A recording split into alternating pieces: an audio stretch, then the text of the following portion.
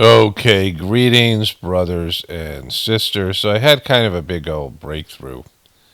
I was watching the Netflix docu-series called Mr. McMahon, which is about the WWE wrestling.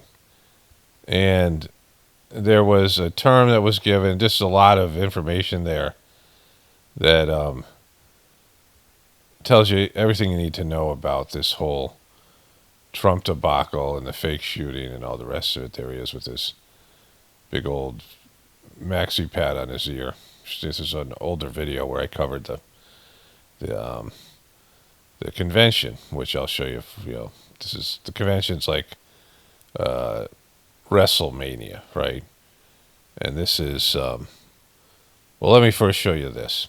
So there is a segment where they're talking about WrestleMania 3, which was where he wrestled Andre the Giant. They made Andre the Giant a villain.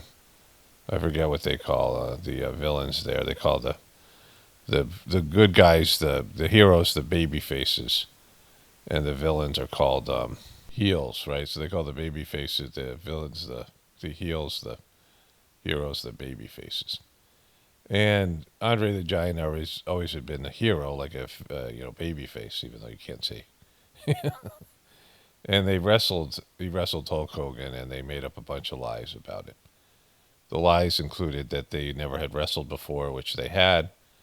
That Andre the Giant had never been body slammed, and he had, they made it into this huge event at the um, Silver Dome in Detroit. They said they had 93,000 people there. They had 70. Just classic WWE stuff. But then they had this event towards the end of Hulk Hogan's career, and I forget the context of this, whatever it was. But there was this moment where he's he just won and he's bleeding profusely, and there's a shot of Trump, right? And Hulk Hogan's talking about in this documentary how they had to cut themselves with razor blades to bleed. There's a term, red means green. Like if you cut yourself, you would get a bonus if you bled. Like bleeding was a big deal, right? And this, I knew about this term before. They're not talking about it here, but I knew when these wrestlers came out and exposed it for the seedy, the seedy, gross thing that it is. But anyways, here's the clip here. At the end of the day, the great American won.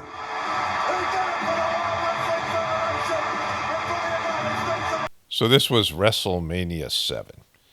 And what it was about was there's a guy called Sergeant Slaughter who was, a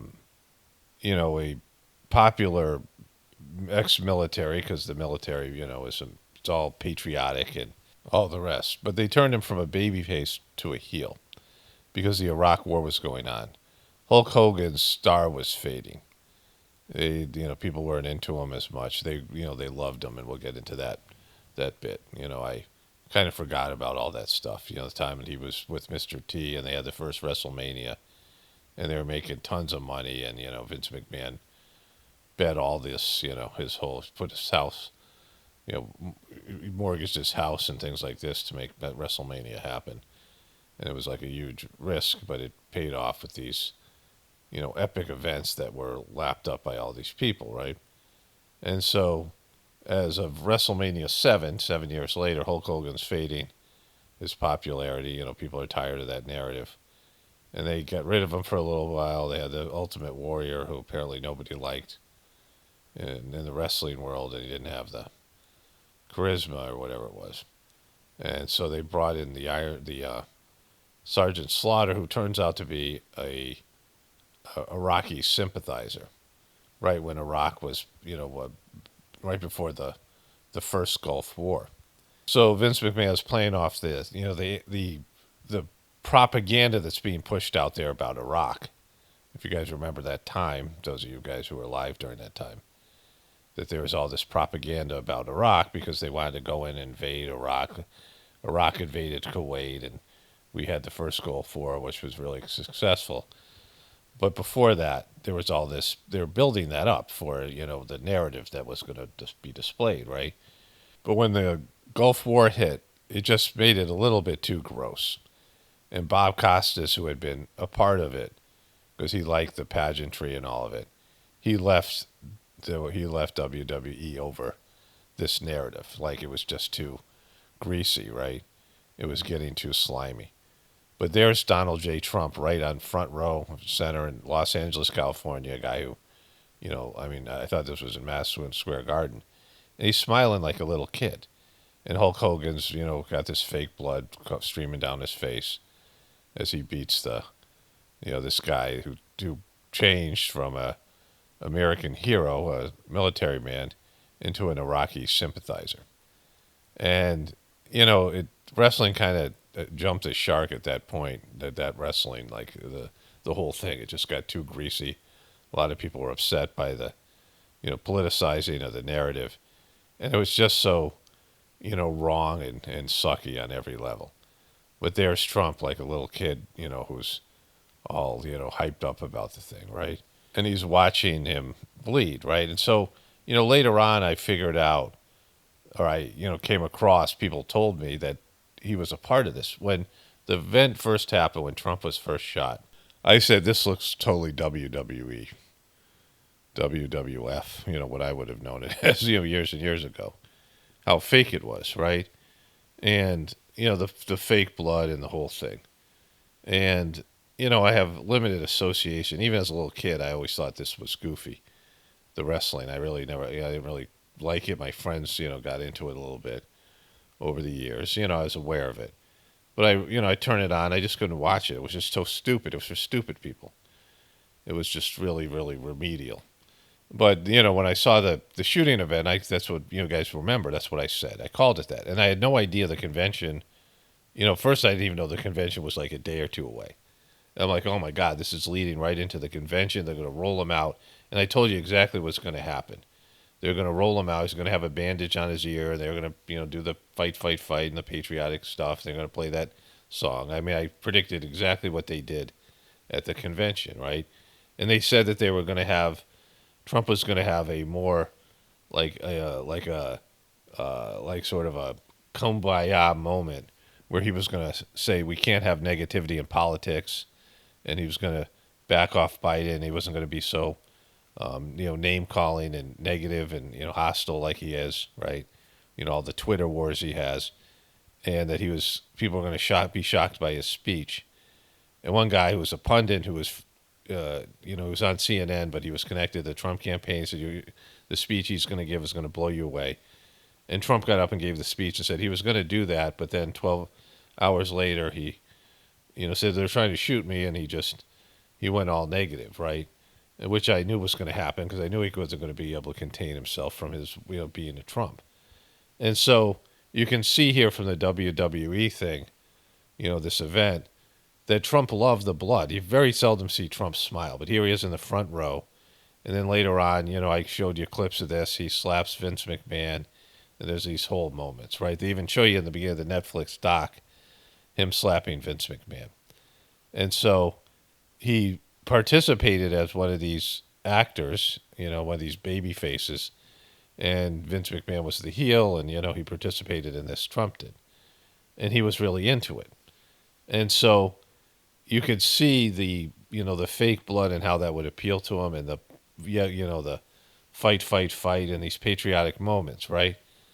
And I realized, because they were talking about how there are a couple of things here. They were talking about how the fans all kind of knew it was fake, like they all didn't care.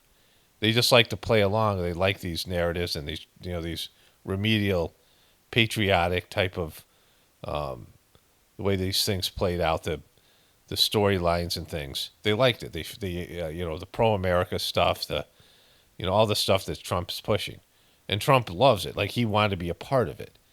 Like he got excited about it. He saw it. He was friends with Vince McMahon. They hung out. They're both depraved. We'll get into that in just a moment too. And so the depravity behind it. But all these really stupid people, that the energy that these WWE events would have was more than like the Super Bowl. I mean, more than like real sports and things. Real sports is rigged and there's storylines to whatever extent, but nothing like the WWE, which is pure performative and it has so much energy. And Trump is really into it, and so of course he would play out um, this narrative. But then I realized these people, these dumb people that are Trump supporters, they kind of know it's fake. Like they know it's WWE too, because they recognize it more than I would, because they're into it. Like it's a genre of something that they're into. Like all these people that are soaking up the fake patriotism, and they're okay with the fakeness. So that I bet a bunch of them kind of, if you really asked them how they, what they knew about it, they'd say, well, yeah, it's kind of fake. Like they'd hate to say it because they're into it. Like these people know that wrestling's fake, but they get into it so much, it becomes real for them, right? And they talk about it, they think about it, and they're obsessed with it, spend money on it, right? I mean, the WrestleMania was first coming out. There was all these action figures, and kids were getting into it, and they were putting out movies and just all these things. And so, and the Hulk Hogan connection to Vince McMahon, and then showing up at Trump's, his convention, right? It was just like everything that I said it was going to be. Like I said it was going to be this, and I had no idea Hulk Hogan was going to come out, but he did, and he did the Hulk Hogan thing, and the crowd ate it up because they loved it, right? Even though they know Hulk Hogan's fake, and he even said some things like basically implying that Trump's thing was fake, right? But it was like how motivated he was. Like when he saw Trump get shot, he saw the fight, and he saw how motivated he was, and all these people, Elon Musk, and they all got into it, the WWE aspect of it. And so, like, it struck me that the people are going along with this fake shit because they just look at the liberals as being evil and like this is the kind of narrative they want, and it just makes them feel good. But deep down, and this speaks to the truth community, they know it's fake and they know Trump's a fucking piece of shit, right? And yet they're basking in it, right? They're basking in it and they're just loving this stuff, the whole performance of it, the whole WWE. Trump's that guy. He's like their Hulk Hogan, right? They need this face created, performative stuff. And it there's a New York Post reporter that just hated Vince McMahon, and he was put on the wrestling, and they started to expose the seedy underbelly. And Vince McMahon was involved. There was basically they called them ring boys, and it was like a pedophile ring in there. There had people who were his financial backers. Three of them were gay dudes that were one of them like he was groping the wrestlers. Charles Atlas or the guy whatever his name was. This one wrestler said he grabbed him. He's grabbed his his his genitals, and he was. They said, "Why didn't you tell Vince?" And he laughed. He goes, "What is Vince going to do? Vince is going to fire me." The guy who's second in command, Vince knew about all this stuff, and so there was this. And I saw these two guys who were interviewed who said that they were forced to do sexual favors. Former wrestlers that were like minor league wrestlers, they were forced to cut themselves. The blood is green, saying, and so all these things, and there's just a seedy underbelly to it. Like Vince McMahon had a couple of sexual assault things that happened earlier, a female referee, some other things that had happened. And, then there was steroids. There was a guy who was assigned by the government to monitor the wrestling, the health and safety of the wrestlers. And he was peddling steroids and painkillers. Like he was prescribing he was like a pill pusher, with these, whatever they call those things, those pill mills, right? Like he was setting up a pill mill, and steroids became a huge part of it. I had friends who was doing steroids during that time. Like steroids became big in sports, and I worked in a gym, and one of my coworkers was doing steroids, and he came in, he was like huge. Like we were bench pressing the same amount of weight, me and this guy. Like he'd come into I was working out at this racket club where I worked, and you could work out while you were working. Like the place. In fact, the the boss, she thought it was a good idea, the woman who was managing the place, that you were out there working out and being around the people. Like there's a small little weight area in a racquetball club. This guy lifted at this gym where they were pushing steroids, like a gym that was one of these places where they're pushing steroids. You know, I was just talking about this with the Pete Rose doc, right? And this other, he had a protege who got into steroids. And this guy comes in. I hadn't seen him in a couple of months, and he comes in, and he's huge. And he's like, man, I'm taking the steroids. I can't get off of them, and I was peeing green, like urinated. It was green, and he's military pressing. It was a much harder lift. It's much harder to military press is over your head, where bench press you're just laying on the bench and pushing you can bench press a lot more weight than you can military press. And he was now military pressing what we used to both, like he was about my size, and we lifted about the same amount of weight. And he was now doing that military press. He was huge, right? And so there was a like an aerobics room, back when they called it aerobics. Now it's like whatever they call that stuff above the gym area. And there's a kind of one of those spiral staircases. And sometimes I would go up and take a shortcut when there's no aerobics going on. And it was a room that was like, was kind of had a little shock absorber on it to keep it from being too noisy. Like they had some sort of, structured it in. They added it. It used to be a couple of racquetball courts. They changed to where they could have now where you could also lift weights, and there was aerobics room. And it was all full of mirrors. And I go upstairs, and this guy's there with his friend, and they're all greased up, and they're wearing like skin tight, like, spandex shorts, and they're posing, right? And I just started making fun of them. I'm like, this is what you're doing. Like this, they were both on steroids, right? And I had a couple other friends that did steroids, and it just messed them up. It changed them. It made them way stupider, and they got aggressive. It was a whole scandal. This guy, there's a guy, his name Lyle Alzado. He was an Italian guy, played football for the Denver Broncos, and he was really a big time steroid user. And then they had him on, and he shrunk down to nothing. Like he weighed nothing. He had like steroids was like devastating people's lives, and he was beating his wife, right? And they got super aggressive. They called it roid rage, and so they're talking about it with it became a whole scandal. And Hulk Hogan was using steroids, and Vince McMahon himself used steroids. Like he was, when I was a kid, he was like somewhat normal looking. And then I saw him years later. I'm like, oh, what the fuck happened to him, right? Like he was using steroids. And like this is when the Bash brothers, Mark McGuire and Jose Canseco, played for the Oakland A's, and they got huge.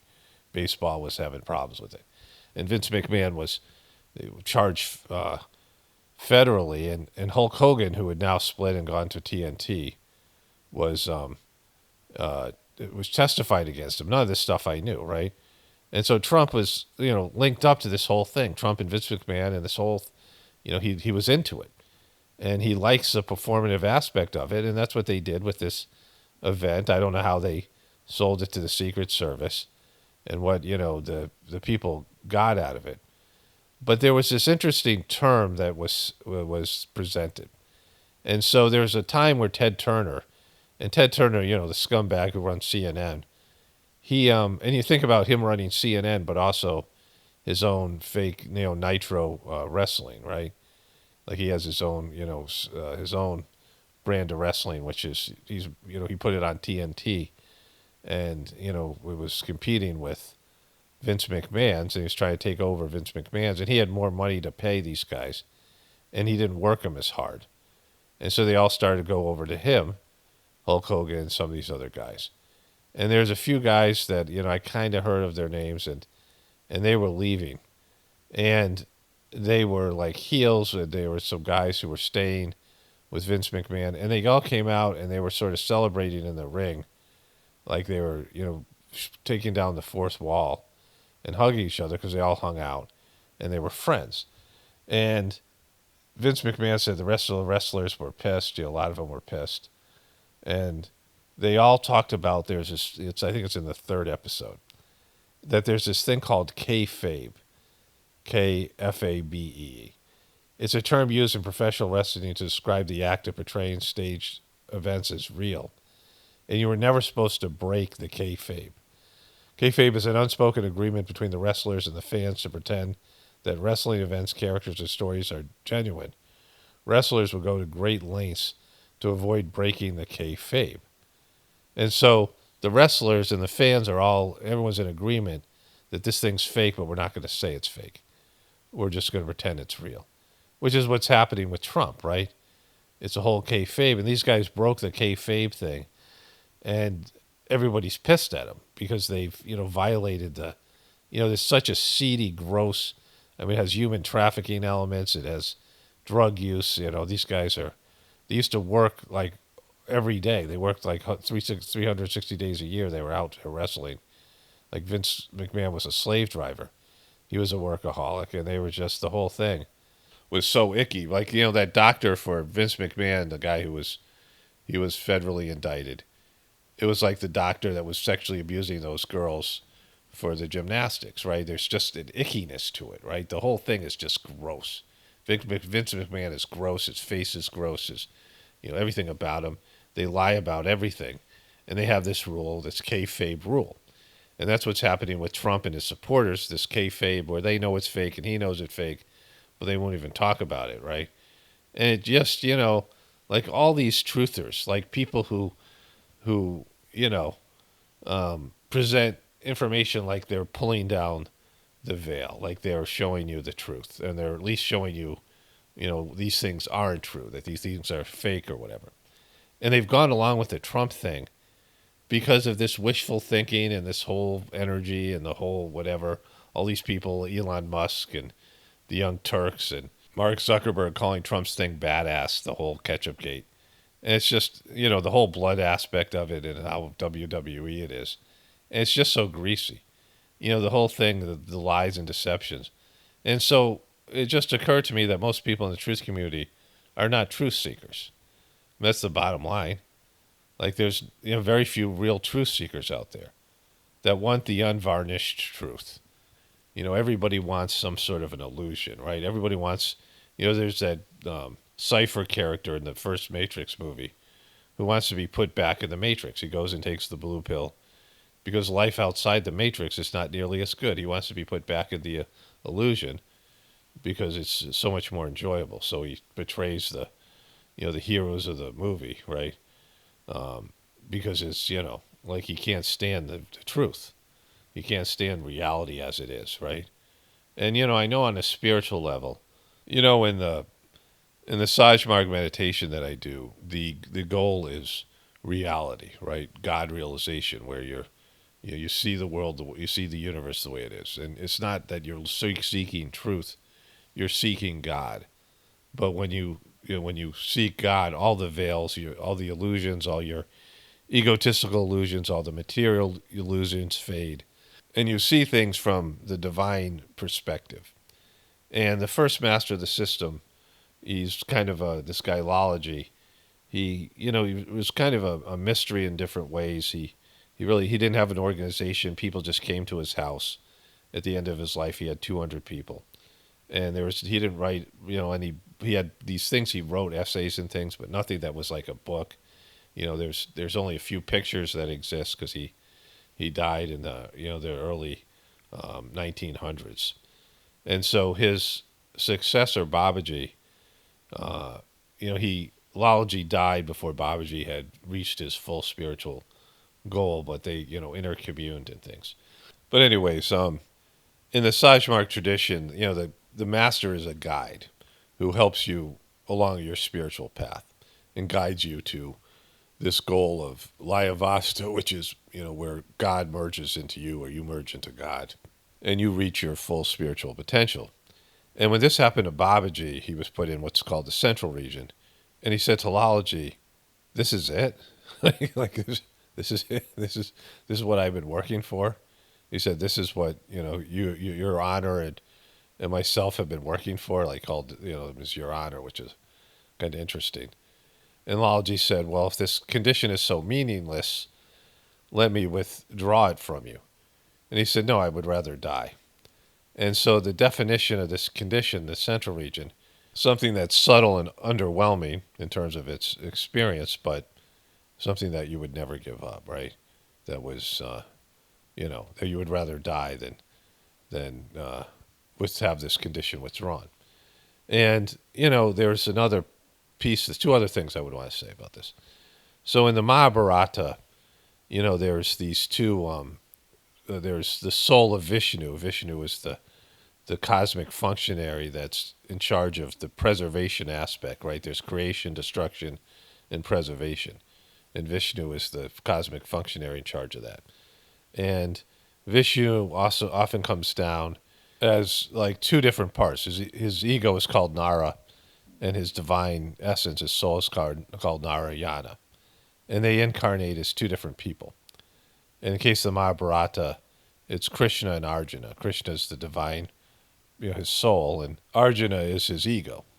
And Krishna is going to drive Arjuna's chariot. Arjuna is like one of the greatest archers, and there's these five heroes, the Pandavas, five brothers, and they all have these various abilities as warriors.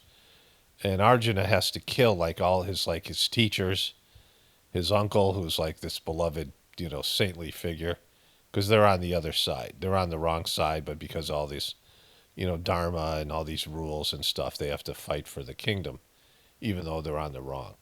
And Arjuna is tasked with like killing all these people that he loves, right?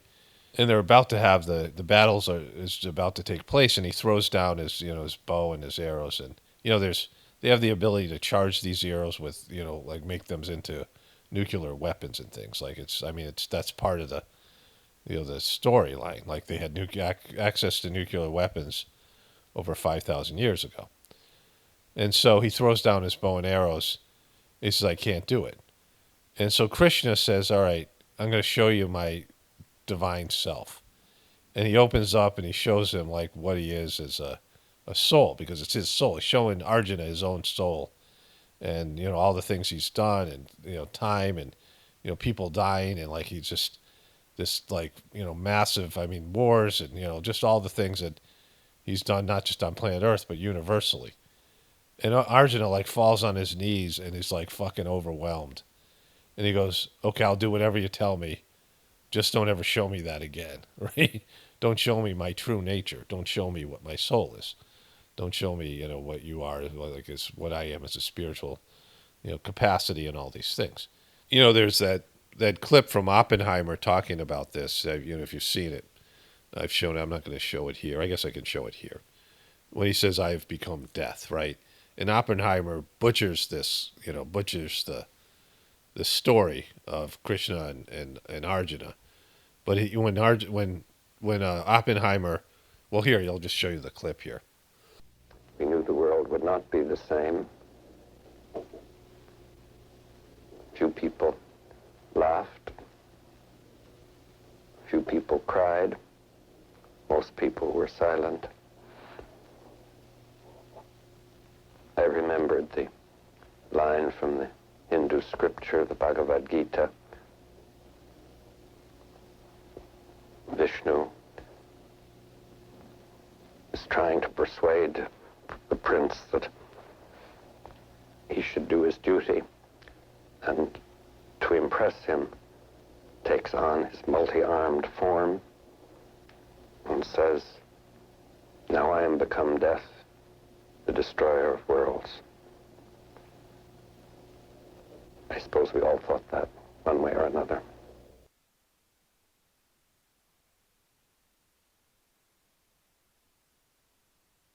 So he butchers the story, right? He calls it the Bhagavad Gita, which is a whole nother thing.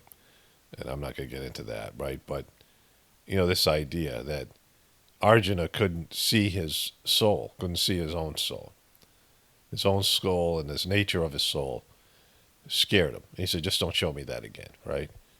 And then you had this with Jesus dying, where he said, "Father, why hath thou forsaken me?" Which was, in reference to all the people turning on him, all all his disciples. The truth of humanity and the truth of just all of it, the suffering, the people, spitting on him, the crucifixion. And so he had a moment of like loss of faith because like this is like, this is what people are like, this is what the earth is like, just dealing with the reality of our circumstances here. And so there are very few real truth seekers. I mean, in terms of the divine truth and the nature of material life, third dimensional, illusion. Most people like some part of the illusion and don't want the curtain pulled back. They don't want to see, that it's some shimpless, some flim flam man running the illusion, right, in the Wizard of Oz. And so there's this, this agreement, this kayfabe agreement that everyone pretends and nobody, it's just the same thing in politics, certainly in politics and then, across the media and all these things. These fake relationships. Remember there's this sort of obese girl crying because those two actors that were the actor and the actress that were starring in the vampire movies, whatever, the Twilight. The girl cheated on the guy, remember? And she was crying, and she's like, "Everyone, just take a break," and like this whole thing. And because this fake relationship is exposed right before they release, like one of the movies weren't doing as well, so they had this scandal right before the movie was released, right? And the guy, the actor, was cheated on, went on like one of those talk shows and was talking about it and saying, well, just let's make Twilight the biggest. Let's make this the biggest one. Like it was just a promotional piece of shit type of thing. And that's why they won't call each other. There was a comment where somebody said, asked me, if this is fake, why aren't the Democrats calling it fake? And I said, well, they would have to call out the Secret Service. They would have to implicate all these other fake events that have happened, all the things that, there's all these reasons why the Democrats, Trump is their asset, so they want this to happen, like all these things, right? They're instructed. And I gave a list of reasons, like silly reasons that you could think of yourself. And this other reason is kayfabe. Like they're not supposed to break the fourth wall. They're not supposed to reveal to you that it's all fake and these stage things. That's why they've all backed off on Joe Biden, which I'm going to get into because Joe Biden has turned on Kamala Harris. There's some epic clips I have coming up. Joe Biden, either knowingly or unknowingly, just threw Kamala Harris under the bus. And there's a whole thing with that. And then a bunch of other funny stuff to get to. Like this is going to kind of be an epic video in its way. But watching this WWE thing, and it's Americana at its worst, right? It's the grossness, the seedy stuff. And there's always gross stuff behind these illusionary, like Disney. Like Disney has its, the entertainment industry, Hollywood, right? They have the illusion that people, the fairy tale that people buy into. But behind it, they're the worst, seediest, the depraved people, immoral, like the depravity, and there's just ickiness that's there. And that's, WWE, and they get bigger and the depravity gets worse. And they're all talking about it. Like there's this guy, Superfly Jimmy Snuka, which was, when wrestling when I was a kid, when it was small, when Vince McMahon was working for his father, there was this wrestler, and he used to, jump off the top rope and whatever he was. And he apparently killed a fan, he was dating his girlfriend. He killed her in a hotel room or something. And there was going to be a murder investigation. Like they're talking about this on Netflix documentary, all the things that had happened over the years and the abuse of these women that were there and the, all of it, like these sex trafficking, these ring boys and things. And they're talking about all these seedy things that happened, right? This one reporter was, breaking these stories and it was coming out and, Vince McMahon is just a depraved, like, monster. He's like, the Joker or something. His face is all fucked up and, like, his voice, and he's just this gross piece of shit. Like, just the embodiment of, like, greed and, and like, slime. I mean, he's like, it's like the, it is to the sports world what porn is to Hollywood, right? Like, what porn is to acting. This is like wrestling is like the porn of sports world, right? It's taking all the things that are there in sports. And, of course, Pete Rose, I just watched that documentary. He was involved in human trafficking and drugs, selling drugs and all these other things, right? Like, it's just not the gambling and all those things. It's just this seediness and grossness and, all of the stuff that goes with it. These are depraved, horrible human beings that, their worst tendencies have come out because of their success and their fame. And we know this. Like I talk about this with Hollywood, and of course Trump is one of these people. He's one of the worst ones. The selfishness and just the ego, the egoism, and Trump is just that guy. And now the truth community has been exposed because when something is so obviously fake, they don't want to break the kayfabe rule and call what Trump's doing fake, even though they're talking about all these things Democrats do as fake and all these other events and all these, false flag events, all these psychological operations by the intelligence community. They don't want to call bullshit on Trump. They can't even think about it themselves because they don't want the truth. Like people, the truth is painful. The bare truth is painful. The nature of your soul and the illusion of your ego, the illusion of who you are as a person, and facing the truth within yourself. The divine truth is like almost nobody even, sniffs that. Even the greatest saints, even people that you think were great spiritual people, they didn't even get close to the full divine truth. In the Sajmark tradition, like I said, the guy who, the Babaji, when he reaches this level, he says, I worked so hard for this. This is what I went through all that shit for. It's just this, because God is subtle. God is, there's no fireworks. There's no, it's not explosive. It isn't pleasurable. It isn't something that's, in terms of love is subtle, right?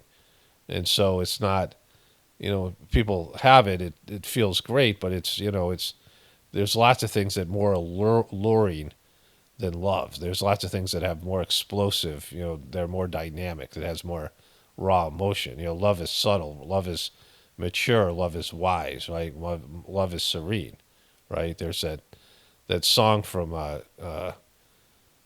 Don Henley, I think it's called Heart of the Matter, where he says, we threw off our contentment and we wished for something more. They was content with some woman, right? They threw off their contentment and they went into the world to have more explosive experiences, right? That's why, lots of marriages fail and things like this, because people, don't appreciate the subtlety of love, right? They don't appreciate people want, big events. Especially now with, young people having these short attention spans and needing to be stimulated constantly because of the nature of the internet and, the stimulation that has to happen. They need things to be stimulated. They need things to be, explosive or whatever. And so, the truth community is a joke. Like, that's the bottom line, right? There's this kayfabe element to the whole thing. And that's why all these people have gone along with Ketchupgate, because they don't want to, the truth is, they're not really truthers, right?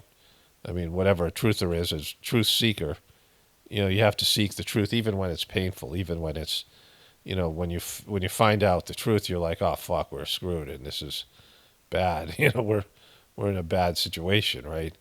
Like this is, what am I going to do? When the wholesale changes you have to go through to become a, good person. There's years ago when I became a preceptor of the Sajmark system. I just have this book now that's coming to me, which is great. There's these 2 preceptor books, and the third book was, it was about the character qualities you had to have. And I was like really looking forward to reading the book, because you're supposed to work on your character. The master, third master of the system says, that the master of the system's there to help you, guide you on your spiritual path. But character development is for the spiritual aspirant. It's 100% on you. Like, you have to develop your character, and we don't. Like, we just, we do and we don't, like people who do the system. Like, we don't do it to the extent it needs to be done. And I started reading the kind of person you had to be as a spiritual person. And they use Babaji, the second master, as the example. And everything that he did, every breath he took, every time he ate some kind of, he ate food, anything that he did it with the idea that God was there doing it, and that he was doing it, for God, and it was divine. Divinity was a part of it. And that every thought he had was something that was there for God, was to do God's work. Surrendering everything he did. When you let your mind wander and you have daydreams and you have desires and you have goals and you have, pleasure, whatever it is, like, you're seeking, relief and pleasure, distractions, watching TV and movies and, whatever you might do for your leisure hours, right? He didn't do any of that stuff. Like every energy, every, thought he had, every, using his thoughts to do divine work was there for God. Like he surrendered all of it for God, to God. And that every ounce of his energy, every second of his time would be devoted to doing God's work. And it's pretty well spelled out what that means. And I was like, fuck, there's no way. Like, because I was really passionate about this, I'm still passionate. It's just, it's kind of, it's gone south with the heartfulness debacle and all that. And it's been a tough road for me, like it is for everybody. Going through the divorce I went through and all the things and the people in the mission and, all these people, they're all fakers too. Like everybody's, it's all kayfabe, right? And that's what's going on with heartfulness and this guy Dodgy is kayfabe. They all know Dodgy's full of shit. They won't come out and say it, right? It's a great term. I'm psyched I know about it. Like this idea that everyone pretends, plays along. But that's happening in, my spiritual thing that I'm doing. And, but I read this stuff and I'm like, there's no way that I'm going to be able to do this. And I thought I was. Like before I read the book, I thought, oh my God, I'm going to do this. I'm going to achieve this, central region, Laya Vasta thing. And like, the goal of the system. And I was like, there's no fucking way. Like, I can't imagine being that devotional to God that I would give up all of my, freedom of choice to, to do whatever I had to do for that. Right. I was overwhelmed. I look forward to reading the book again because, it's been years since I've read it. But, it's to serve God completely is all or nothing, right?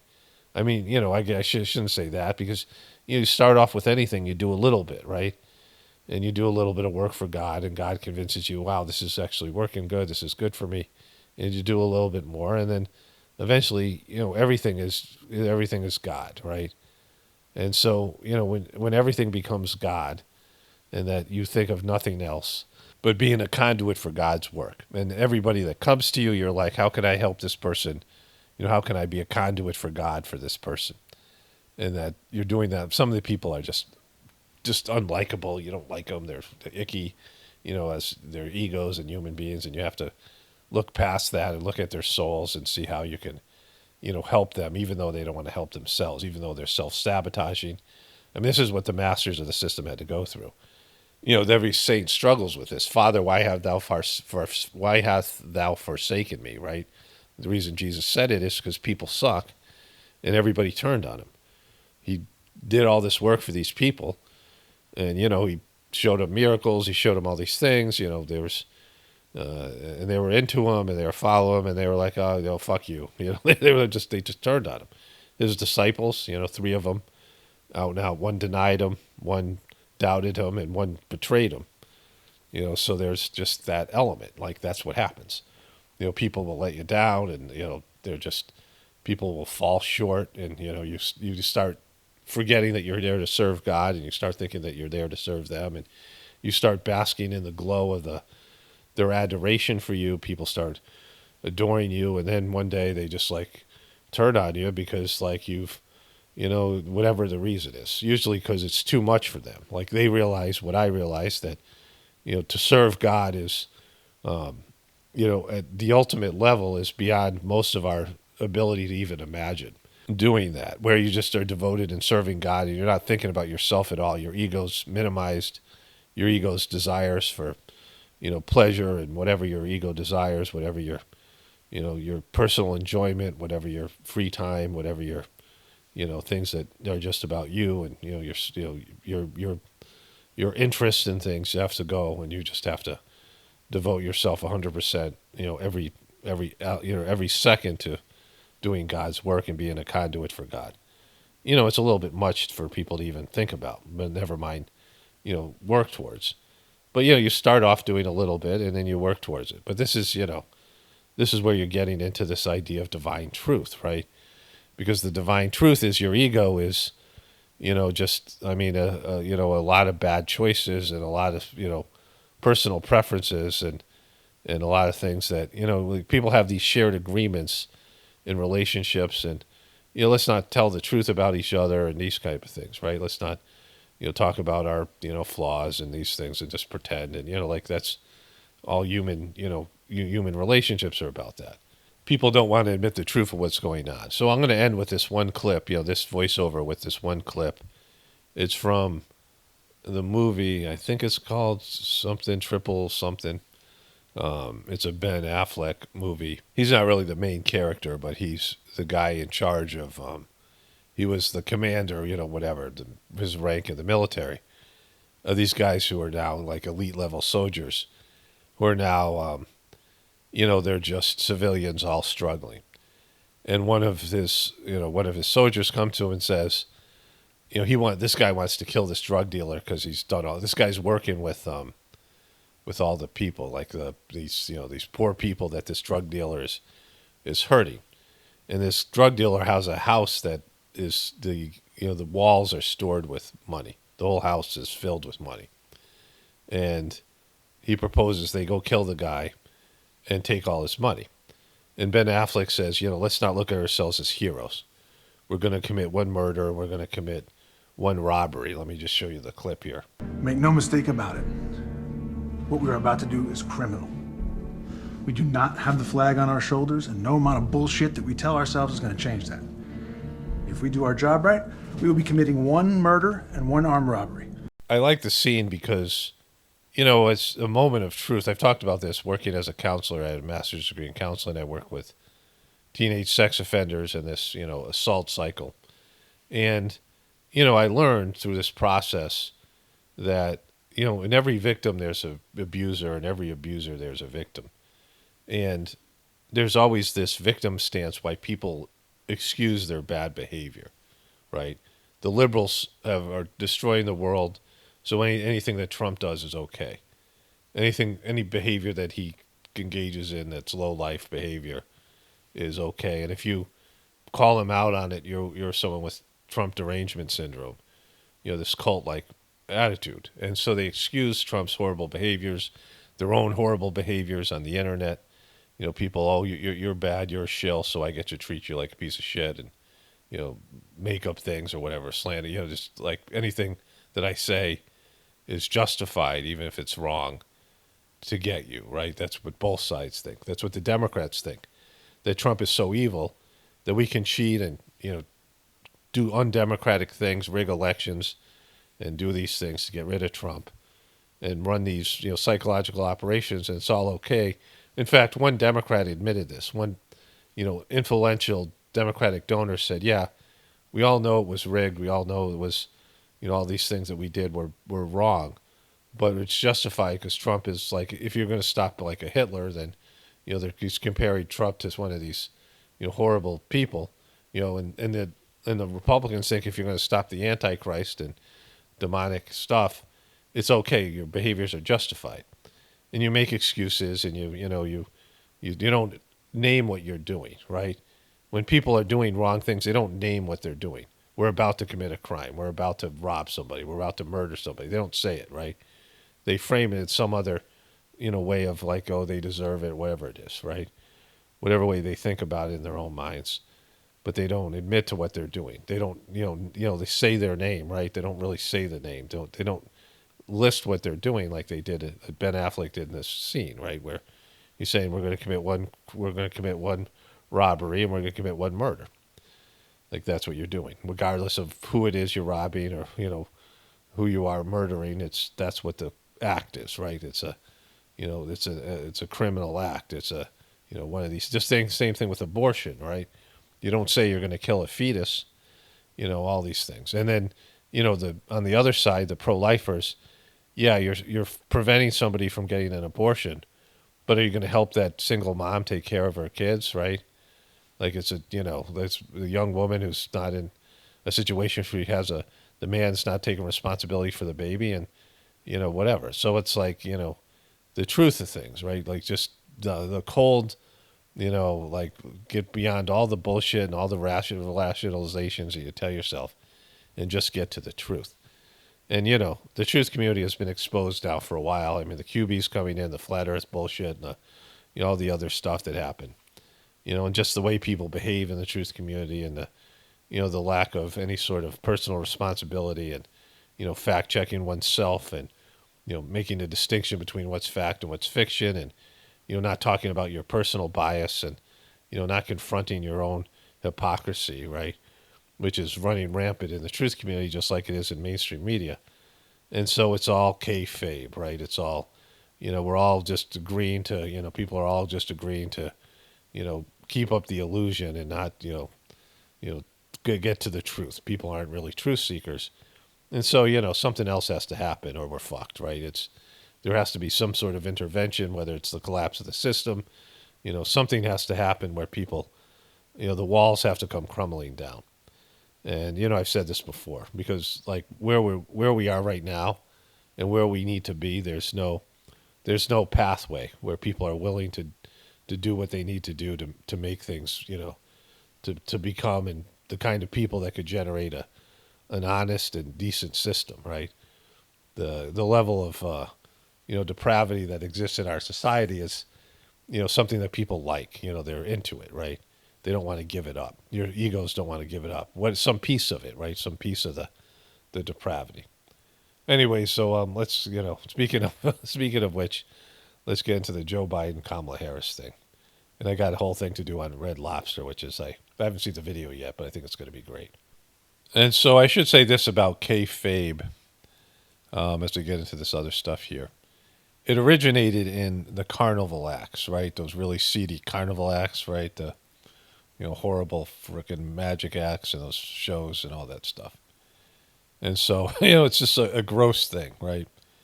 And you never admit to what everyone kind of knows, the snake oil salesman stuff. You never break character. You never, it's like these criminal codes that people have, right? If you don't be a rat, these things. Like, why? You're ratting on other criminals. Like, I mean, it's like this code of criminals. Honor amongst thieves. And so let's get into this. Speaking of which, Biden says he and Kamala Harris are singing from the same song sheet as she tries to distance herself.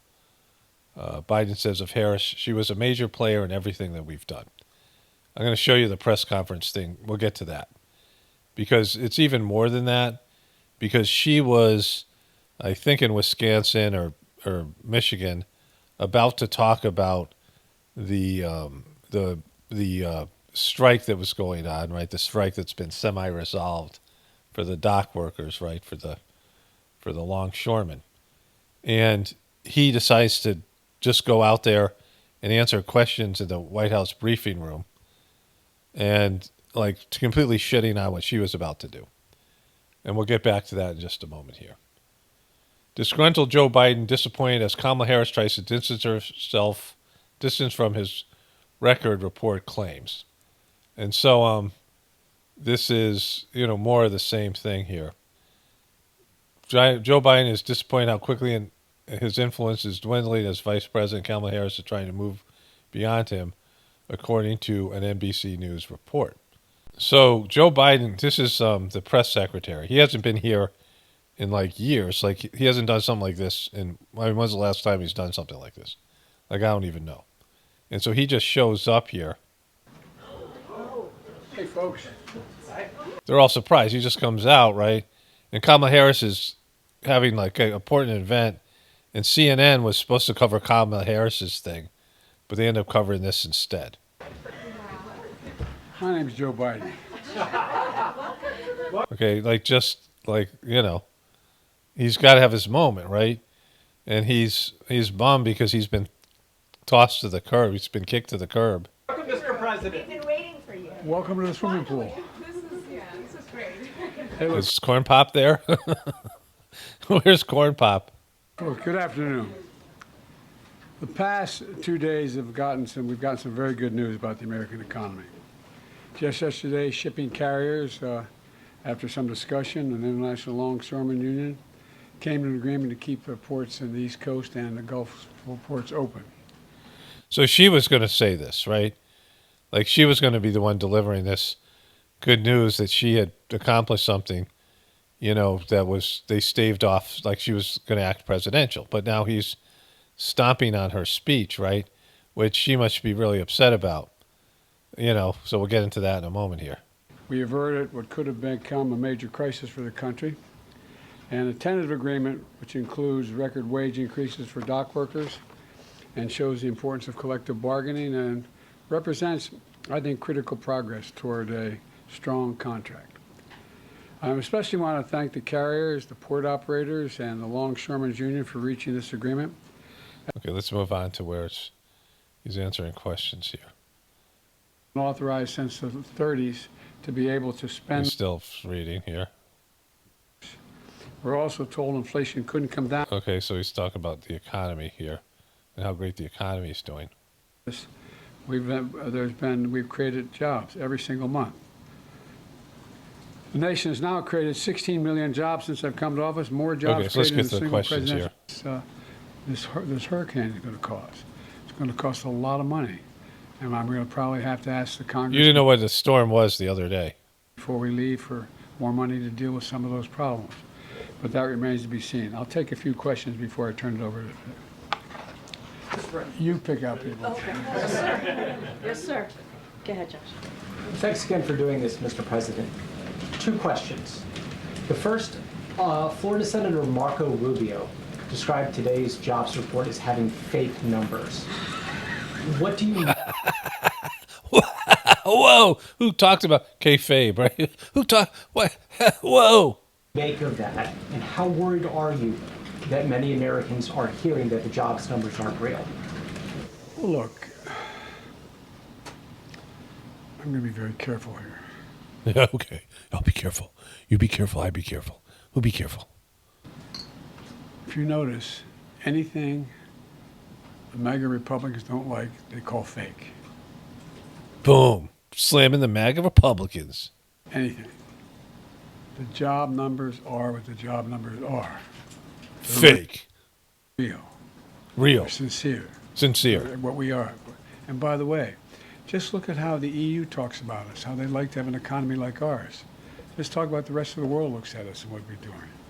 So I don't want to get going. And then secondly, could you clarify some of your comments yesterday with regard to strikes on Iranian oil facilities? What did you mean by them, given some of the reactions we're seeing in the market? Well, look, the I gotta be very careful here. Israelis have not concluded what they're going to do in terms of a strike. That's under discussion. I think if I were in their shoes, I'd be thinking about other alternatives than striking oil fields. Good, Wisha. Thank you, Kareem. Thank you so much, Mr. President, for being here. This week, Senator Chris Murphy said it's certainly a possibility that the Israeli government is not going to sign any diplomatic agreement prior to the election, which is what you have been calling for so long, potentially to try to influence the result. Do you agree? Do you have any worries that Netanyahu may Kaboom. This is an actual good question. This answer is going to suck, but this is a real question. trying to influence the election, and that's why he has not agreed to a diplomatic solution? Well, we would be saying that Netanyahu wants Trump, which he does. Trump is going to give them a green light. Trump's going to do no pushback, and Israel can go do whatever they're going to do, and Trump will back it. It's the pathway to World War III. They can work Trump to be their bodyguard there, and they can get into Iran. They can get in Russia. All these things, and America will be on the hook to deal with it, right? And Trump will do it because he's just one. That's one of his handlers. And so, of course, they want Trump to win. I mean, Kamala Harris, they're going to probably get the same stuff, but at least there's some pushback. See, the Republicans and the Trumpers are totally on board. The evangelicals are totally on board with anything Israel wants to do, which is really weird because there's a lot of people in the truth community, and some of those are Trump truthers, that believe that Israel's responsible for a lot, right? The Zionists, they blame the Jews for everything. And yet they're backing Trump on this, who's backing Israel, where the Democrats, the real liberal young people Democrats, are against the genocide in Israel, as are some of the celebrities and some of these other people. And so They're bail people like John Cusack and someone like Susan Sarandon, these type of people who are ultra liberal, and so there's some loss of the Hollywood support and the hyper liberal support and young people, college age kids support, and so the Democratic Party is weaker on Israel than Trump would be, right, in terms of what Israel wants. No administration has helped Israel more than I have. None. None. And that's why they want Trump. None. None. None. None. And Nada. No. Nil. No. Nothing. None. Nunzo. Nunzio. I think Bibi should remember that. Maybe he should remember that. Who's he? We say Bibi? None. And I think Bibi should remember that. Bibi should remember that. Bibi. Calling out Bibi here. And whether he's trying to influence the election or not, I don't know, but I'm not counting on that. You've said many times recently I'm not counting on that because I don't give a shit. Like, I don't care who wins at this point. It ain't going to be me. that you want to speak to him, that you plan No, I to. didn't say plan to. I didn't say want to. You don't want to? No, I didn't say that. You're making it sound like I'm seeking and then speaking. I'm assuming when they make the judgment of how they're going to respond, we will then have a discussion. Thank you. Thank you, Mr. President, for being here. What are you advising the Israelis to do in terms of their retaliation to Iran? And at this point, you still haven't spoken to Netanyahu. Is it fair to say that you have little personal influence over what he decides to do? No. Look, our teams are in contact 12 hours a day. 12 hours a day, or like half the day. They're constantly in contact. I've already had my... The other 12 hours, it's like, let's take a break from each other. That's the daily brief. We've already had interface between our military, the diplomats. It's in constant contact. They are trying to figure out, and it's the high holidays as well. They're not going to make a decision immediately. And so we're going to wait to see when they want to talk. But over the past few months, they've consistently defied your administration's own advice. So do you believe that the Israelis are going to listen to the advice you're giving them? What I know is the plan that I put together received the support of the UN Security Council. Yeah, they just tossed the UN ambassador out of their country. The vast majority of our allies around the world. Yeah, they're not. Israel's like us against the world right now, but they want America to stand up for them. Way to bring this to an end. Look, the Israelis have every right to respond to the vicious attacks. Vicious attacks, and the Iranians never have a right to respond to attacks on them because that's just how it works. On them, not just from the Iranians, but from everyone from Hezbollah to Houthis to anyway. And but the fact they're the victims here. They're not the aggressors. Like everyone can see that they're the aggressors, but let's just pretend kayfabe is that they have to be very much more careful about dealing with civilian casualties. So how should they respond? You expressed concerns about attacks on Iranian oil facilities. How should they respond? That's between me and them. All right, we got to move on. Okay, yeah, that's we're not. I'm not going to tell you guys. It's not like I work for you or a dings. The election is a month away. One, I'd like to know how you're feeling about how this election is going. And then also, do you have confidence that it will be a free and fair election and that it will be peaceful? Two separate questions. Very much. I'm confident it'll be free and fair. I don't know whether it'll be peaceful. The things that Trump has said and the things that he said last time out when he didn't like the outcome of the election were very dangerous. Dangerous things, dangerous words from a dangerous man. If you notice, I noticed that the vice presidential Republican candidate did not say he'd accept the outcome of the election. They haven't even accepted the outcome of the last election. I noticed. You guys noticed that? I bet you guys didn't notice. I didn't really notice the hurricane. You remember? I didn't know what storm they were talking about, but I noticed that. So I'm concerned about what they're going to do. Are you making any preparations, getting security briefings related to domestic security? I always get those All right, briefings. we got to move on. Go ahead, Keila, and then we have to do a couple more. Hi, Mr. President. When are you Hi. Oh, hey. considering imposing sanctions on Iran, and would you include oil in those sanctions? That's under consideration right now, the whole thing. Sanctions starve kids. When you put on sanctions like they did in Russia, you're just killing children because that's how it ends up working. Kids end up starving when sanctions are inflicted on a country. We discussed that a lot. And just on your comments yesterday on the port strike, you said, by the grace of God, it's going to hold. Is there any reason you think that this Well, there's more to temporary do. suspension? A month from now, there's more to do in terms of everything from the whole notion of mechanization of the ports and the like. There's more to resolve. Good, Daniel. Thanks, Green. Thank you, Mr. President. Last night you said that there's still a lot to do to avoid an all-out war in the Middle East. I mean, firstly, aren't we pretty close to that definition already? And secondly, what can you really do to stop that? What? My wife would always do that. We went, what? We watch something in English. What? There's a lot we are doing. The main thing we can do is try to rally the rest of the world and our allies into Yeah, that ain't happening, brah. participating like the French are in Lebanon and other places to tamp this down. Tamp it down. We got to tamp some down. We got to tamp on it.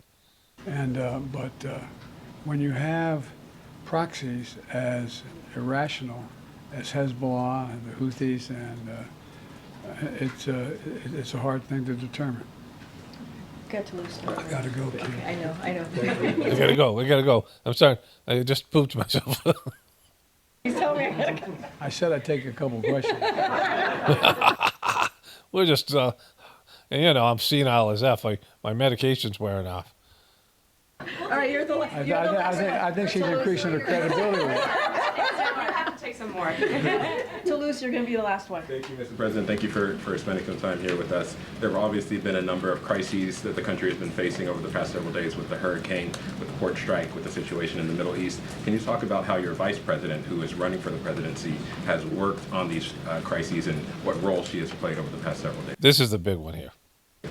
Well, I'm in constant contact with her. She's aware we're singing from the same song sheet. Boom. She didn't want to hear that. She helped pass all the laws that are being employed now. She was She doesn't want to hear that either. Major player in everything we've done, including passage of legislation which we were told we could never pass. And so she's been, and her staff is interlocked with mine in terms of all the things we're doing. Boom. They didn't want to see that shit either. No one wanted to see that shit for Kamala Harris's camp. The interlock things. Mr. President, did you ever think about insurance? It's up to you, sir. Totally up to you, sir. All right, go ahead. Nandita, sir, no, sir. I didn't call on you, sir. I didn't call on you, Nandita. Thank you. Nandita, go, Nandita. Mr. President. We'll come back to that. Let's just watch this. There's like a minute left here. Pope Francis calling for a day of prayer and fasting. Prayer and fasting this Monday, October 7th. Your reaction, sir? I will prayer and fast. I will prayer and fast. I will prayer and fast because I like to prayer and I like to fast. Okay, that's acceptable to you in terms of Israel's response. How long are you okay with Israel bombing Lebanon? What is acceptable to you? All right, guys. Boom. All right, that's enough of that shit. How long are you? You blew your chance there, honey. That's it. Thank you, everybody. Thank you, Mr. Thank you. All right. So that's Joe Biden, right? So let's go to Kamala Harris. Let's go to this other thing, and then I'll talk about this. This is CNN, right? They got I think that's the gumball guy, and there's Brian Stelter, who's been rehired for no apparent reason, because Brian Stelter was horrible and his show sucked and nobody watched it. But they have all this star power, and they're going to talk about Biden just taking a giant crap on Kamala Harris here. You have a note, and I'm curious what you think about this. We were actually about to go live to Vice President Kamala Harris, who's speaking right now in Detroit, Michigan, and apparently she's talking about this port strike ending. She's trying to appeal to union workers, and yet you have the President of the United States come out clearly overshadowing her, answering significant questions. Is that a communications mistake? Is the left hand not talking to the right hand in this situation? That's a very good point. And if they were coordinated, as you assume they would be, this would not have happened. So it's really hard to tell with Joe Biden, right? we know that when they were trying to push him out, he couldn't believe it. And everything that he did in terms of the debate, his performance, like he didn't get it. And he hasn't, I mean, he won't do cognitive testing. He's in denial. And they wouldn't allow it to happen either because they knew what the results would be. The guy has Parkinson's. They're probably treating him for Parkinson's without a diagnosis. I would assume that's what happened. You know, there's that doctor. I should show that again at some point. But there's a doctor that was interviewed by CNN. He said a first-year medical student could diagnose Joe Biden with Parkinson's just as he walked into a room. It isn't hard. It's clear because he's in later stages of it, right? In the beginning, there's some difference between Alzheimer's and Parkinson's. There's some similarity, I mean. There's some, cross-diagnosis. But as these conditions unfold, there's a differential diagnosis between these two things where you can easily see one. And that's what this guy was saying, right? I don't have really any experience with Parkinson's, but this guy was an expert, and he said Joe Biden has it, right? But either way, the American people know that Joe Biden is gone, and he's senile, but Joe Biden doesn't know that he has brain functioning issues. And he was talking about his record, but he thinks he rocked it, all the legislation he passed, all the things he did. And he thinks that he should be proud of it, and Kamala Harris should be proud of it. And the fact that she's backing away, and, he might not like her, like Trump said in the debate. I mean, that, she was somebody they picked out of convenience. He really didn't work with her. He says that she was a part of this whole administration, but she really wasn't. She was off. Like, how many times did people talk about Kamala Harris, other than the borders are failure and some of these other things? And so she really wasn't a part of this thing that they claim she was. And yet, she's being saddled with, she's burdened by what has been, right? She can't be unburdened by Joe Biden. And so she's in this situation where she can't say she knew that Joe Biden had cognitive decline. She can't say that she can't say anything negative about him at all. And she's got to pretend that he was great behind closed doors, but then also be the result of the Democratic establishment pushing him out. She can't say that she was ready for this and they were planning this, but they obviously did because this is the best thing they've done in terms of their execution. I'm surprised at how competent they've been in getting rid of Joe Biden and pushing Kamala Harris on the American people and keeping Kamala Harris's unlikable personality and all of it from really, manifesting in a way. They've done a pretty good job. And like all the stuff that happened during her debate and those things was tough. Her looking at Trump with that disgusted look that, men hate, like she's going after men's vote. She needs more men vote. And she's not going to get it from that debate performance, which I said over and over again. They said how much she won. I said, you just have to look at her face, and all men are repelled by that expression where a woman is just looking down on him, right? So Joe Biden wants to be celebrated for his excellent, what he considers his excellent presidency.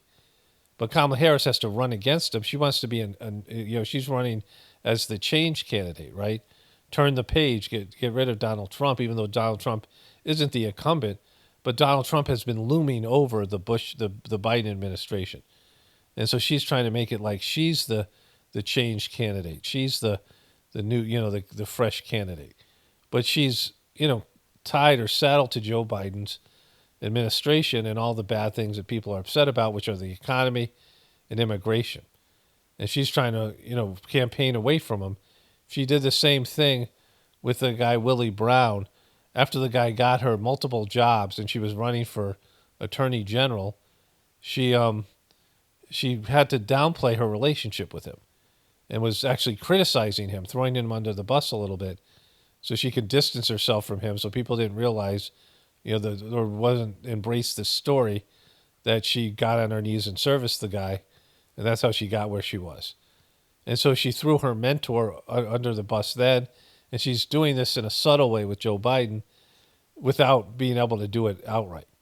And so she doesn't want to be tied to his policies because it makes it like she's the incumbent and Trump is the change candidate. And so that's what this is all about, right? I've talked about this before. But Joe Biden is bitter and petty, and he wants her to be tied to his, excellence and say she was a part of this whole thing. And he's pissed off, possibly, that she's running against him. We don't know what's going on in his mind because his mind doesn't work, right? Is he doing this intentional or is he just so clueless? But either way, she was about to give a speech that CNN was going to cover, and they covered Joe Biden's instead, which is bad for her because she needs this guy to disappear, and he fucking won't, right?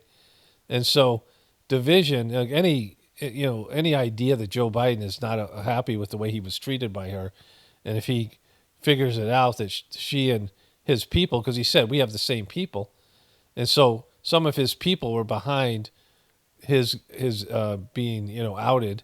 They probably didn't give him his proper medication before the debate and threw him under the bus, right? And so like he's been betrayed by his own people and by Kamala Harris. And, he doesn't care if, like, as much as they say Trump is a disaster, like, if it gets personal, like, Trump didn't do this to him. His own people did it, right? He was Judased by his own people. And Kamala Harris was part of that. So, like, either way, this is great. Like, there's drama here, and Kamala Harris can't come back, and she's got to pretend everything's fine because, she's got to run away from Joe Biden, but she also has to embrace him at the same time. She's in a horrible position, and the mainstream media won't call her out or the Democratic establishment for propping up a senile candidate, a guy with Parkinson's, with brain functioning issues, with cognitive decline, and the American people know what happened, and so that stuff's going to come around. Like again, like I can't I can't endorse Trump. I mean, Trump is such a nightmare. I don't even know which is worse, right? At this point, like I don't even care. I can't even. It's already established. They've already picked somebody. But this looks like more and more the evidence that they're picking Trump. Because I talked about all these other things that are happening. The hurricane, that's hurt Kamala. There's no money and they don't have the ability to deal with it. And even if they do deal with it, people are always upset by the federal government's response. Because when you get hit by this and you think that you have support from FEMA and the federal government, then you realize you don't. It always, it always stings. People always lose faith in the federal government when they go through one of these disasters. Even if the federal government does a great job, it's still not what people expect. And so that happening and these other things that are all happening are bad for Kamala Harris, and they're propping up Trump. I talked about the narrative of the ketchup gate is great for Trump. They gave him that. And now Joe Biden and Kamala Harris are, Joe Biden's turned on her, and he just undermined her. Either he knows it or he doesn't. But if he doesn't know it, that's kind of even worse because it's going to continue to happen, right? And he's, because he wants to be out there. Like Joe Biden is like, hey, everyone, look at me. This is what this was about. See, they've done this kind of weird, invertendo type of thing where Kamala Harris is running as the change candidate, simultaneously acting like she's the real president, and they're trying to disappear Joe Biden. But he's like, not so fast. And he's coming out and he's being like, hey, remember me? Look at me. I'm, that's me. And so, like, just wonderful. This was just unbelievably great. So, all these things. Okay, so let's go to the Red Lobster thing because that's hilarious. Okay, so before we go to Red Lobster, let me just say this. I went for a walk with my dog. It's a nice day out there. We've had wonderful weather. Anyways. I know what the conversation they had with Joe Biden about Kamala Harris, but there's a point where you realize you've been screwed. He's been screwed by the people around him, even with his low cognitive abilities. Plus, part of that thing is there's a little bit of paranoia when your mental faculties break down. So any of you guys who've had people with dementia in your life or have dealt with really crazy people whose have limited function in terms of mental capabilities and their emotional state. You're walking on eggshells with them, right? You have to treat them like they're a toddler, and you have to manage and handle them. And so you really can't have tough conversations because they'll flip the fuck out, right? And they don't want to hear it. Like, they can't hear it. People who are really crazy are really self-absorbed, really selfish. People with Alzheimer's and dementia, they're in complete denial about their condition. You don't tell them they have Alzheimer's. It doesn't mean anything, and especially as their brain function deteriorates. You can talk to them about it, but it doesn't register because they can't even understand it, and they're in denial about it, and they don't want to know about it. So you just have to sort of handle and manage them like they're toddlers, like they're young, really young kids. And that's what everybody knows you have to do. And so when Joe Biden was being, running for president, they knew he had cognitive decline. But he was good enough so they could get him elected. But they hid him away, and he was doing really poorly, and they didn't have a backup plan. None of the other candidates were going to be able to do what they needed for the election. None of them were going to be able to beat Trump. Certainly Bernie Sanders wasn't. And so, he was their only option based in somebody they had complete control over and somebody that could legitimately beat Trump. I mean, Trump was fairly popular before COVID hit. And so their pathways were limited. Joe Biden was liked by Republicans. Those people who like that kind of, I'm from Scranton, Pennsylvania. I grew up with, this kind of story. People, the union people who were blue-collar workers. He had a lot of support from the African-American community that Hillary Clinton didn't. So there was a chance that he would be able to do what Hillary Clinton wouldn't, especially if they, rigged the events with the COVID the way they did and all these things. But they knew the guy was in mental decline, and they didn't tell him. They haven't had a serious talk about his condition. You could see that when he was basically blindsided in these interviews with Stephanopoulos and these other people post the debate. He didn't know what anybody was talking about. He was completely clueless, and he was gone, and he couldn't, handle any of these truths. And the people around him, his family and Jill, were all telling him he was great, and, pumping him up, and they're in denial, whatever it is, right? It's a completely fucked situation. And so when it came time to get rid of him, they had to make up a story. They had to blame people like Nancy Pelosi, the media. Remember how he said the media was treating him unfairly, and he became like Trump about the media, right? All of a sudden, the media was putting out fake news. There was that time after the election where everybody had turned on him, even Morning Joe to some extent, and they were pushing him out. And so for them to sell it to him, they had to say, look, Kamala is on your side. She'll continue your legacy, and won't let people forget about who you were and how great you were. And everyone will think about you when she gets elected or when she's running, and you'll be a part of the election team.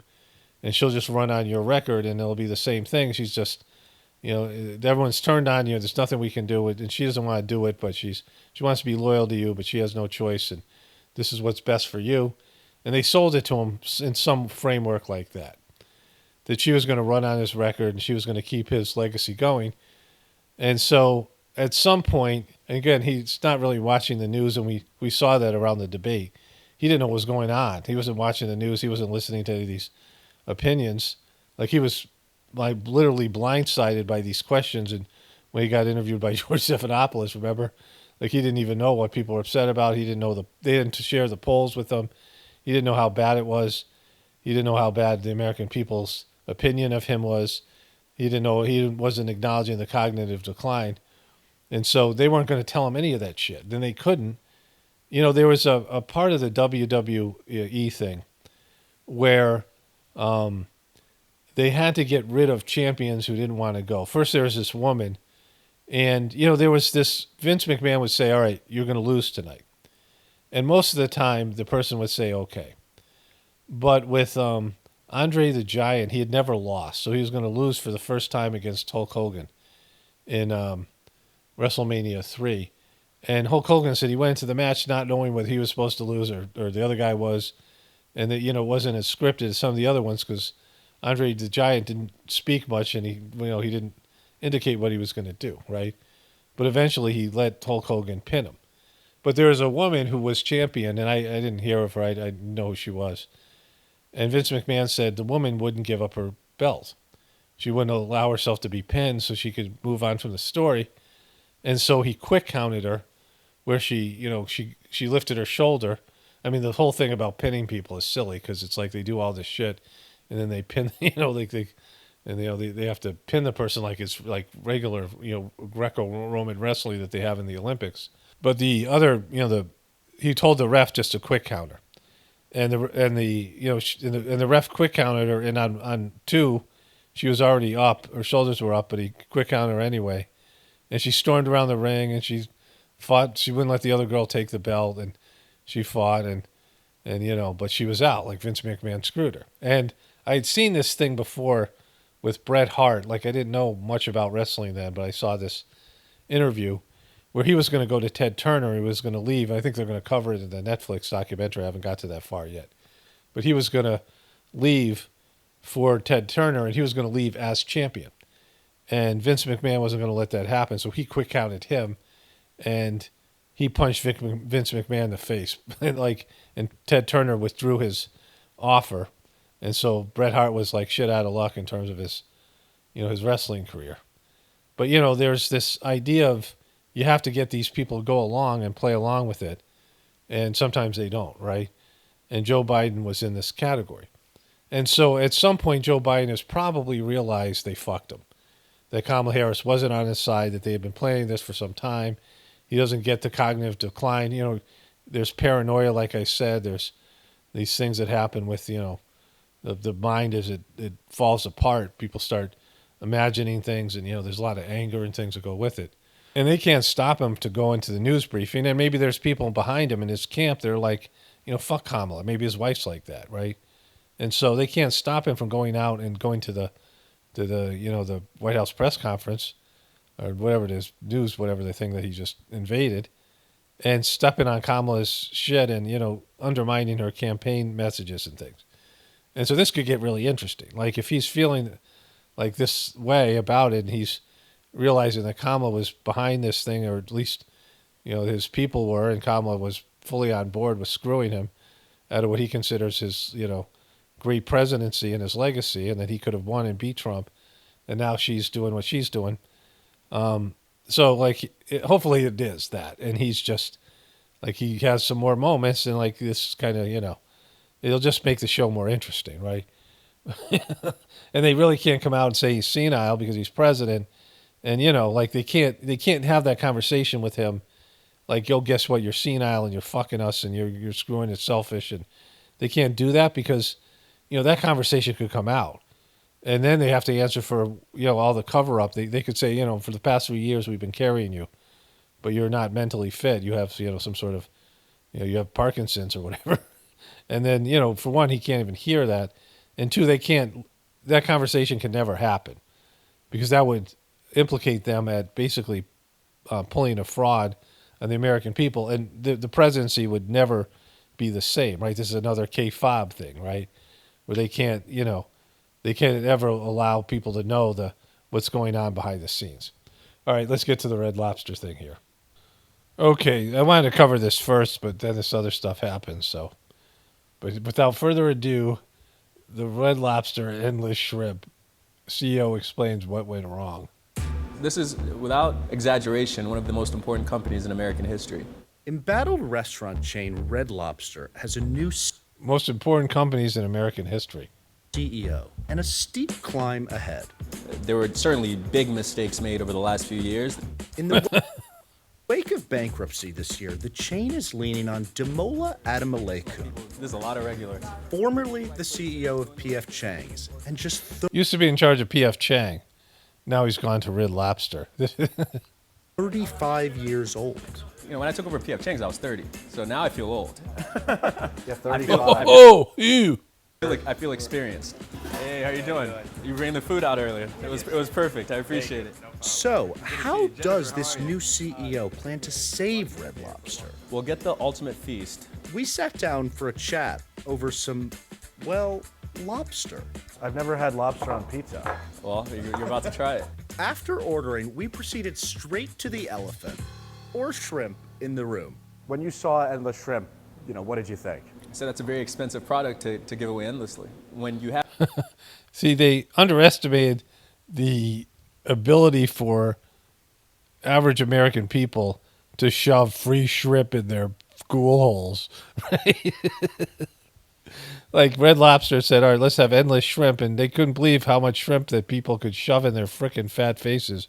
And so, normal people, like people even who are small, across the board, they were able to eat and put away endless amount of shrimp, and it bankrupt the company, right? Red Lobster was doing, okay or fairly well. I don't know how well they were doing, but then they did this endless shrimp thing, and it literally killed the company, and now they're gone bankrupt. Have endless shrimp and people are coming in and sitting down at the table and eating for hours, as much shrimp as they possibly can. Yeah.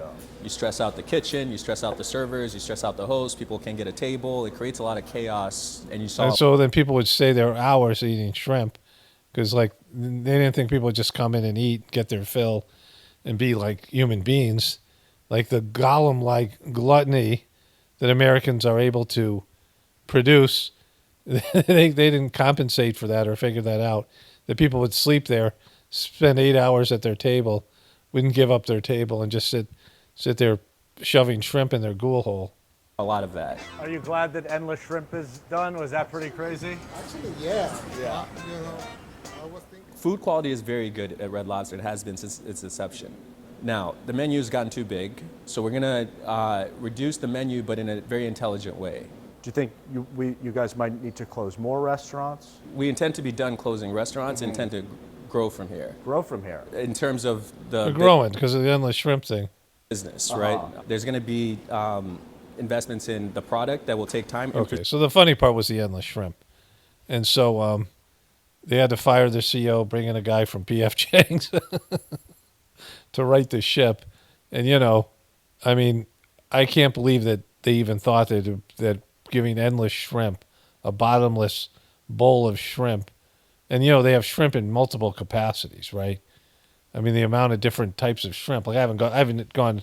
I think I ate at Red Lobster like once years ago. I mean, all the way back when I lived in Atlanta, so I was in my early 20s.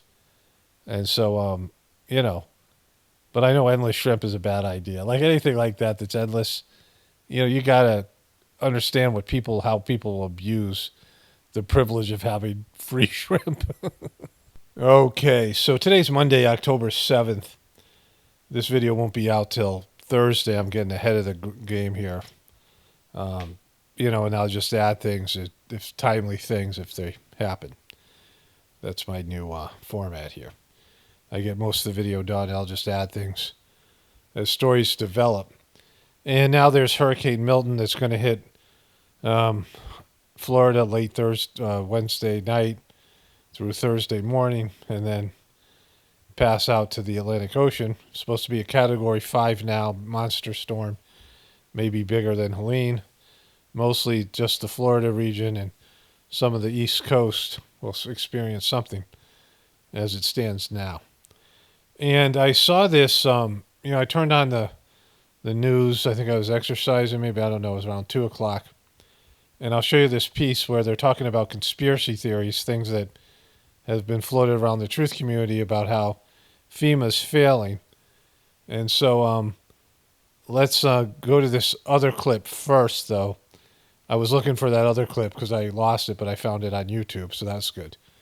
But there's another clip on CNN where they're talking about FEMA running out of money.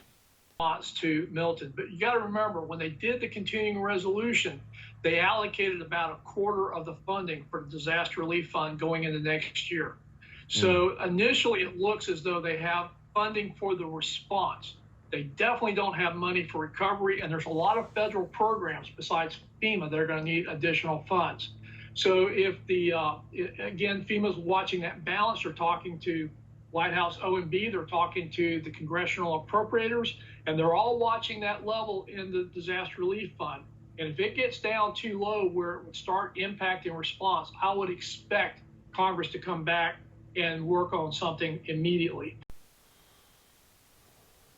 Matt, look, first of all, let's just state the obvious, which is saving lives is the single most important thing. The saving lives. We're all about saving lives.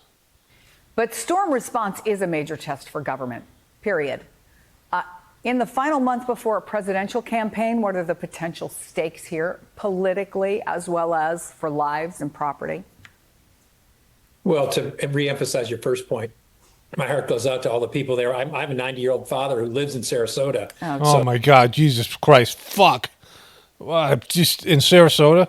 He's deciding what he's going to do. Oh, my God, I just think put him in a canoe and let's, whatever, a kayak or canoe or something, whatever happens, happens. Course of this. So you're right that's the most important, is the health and safety of all those people there.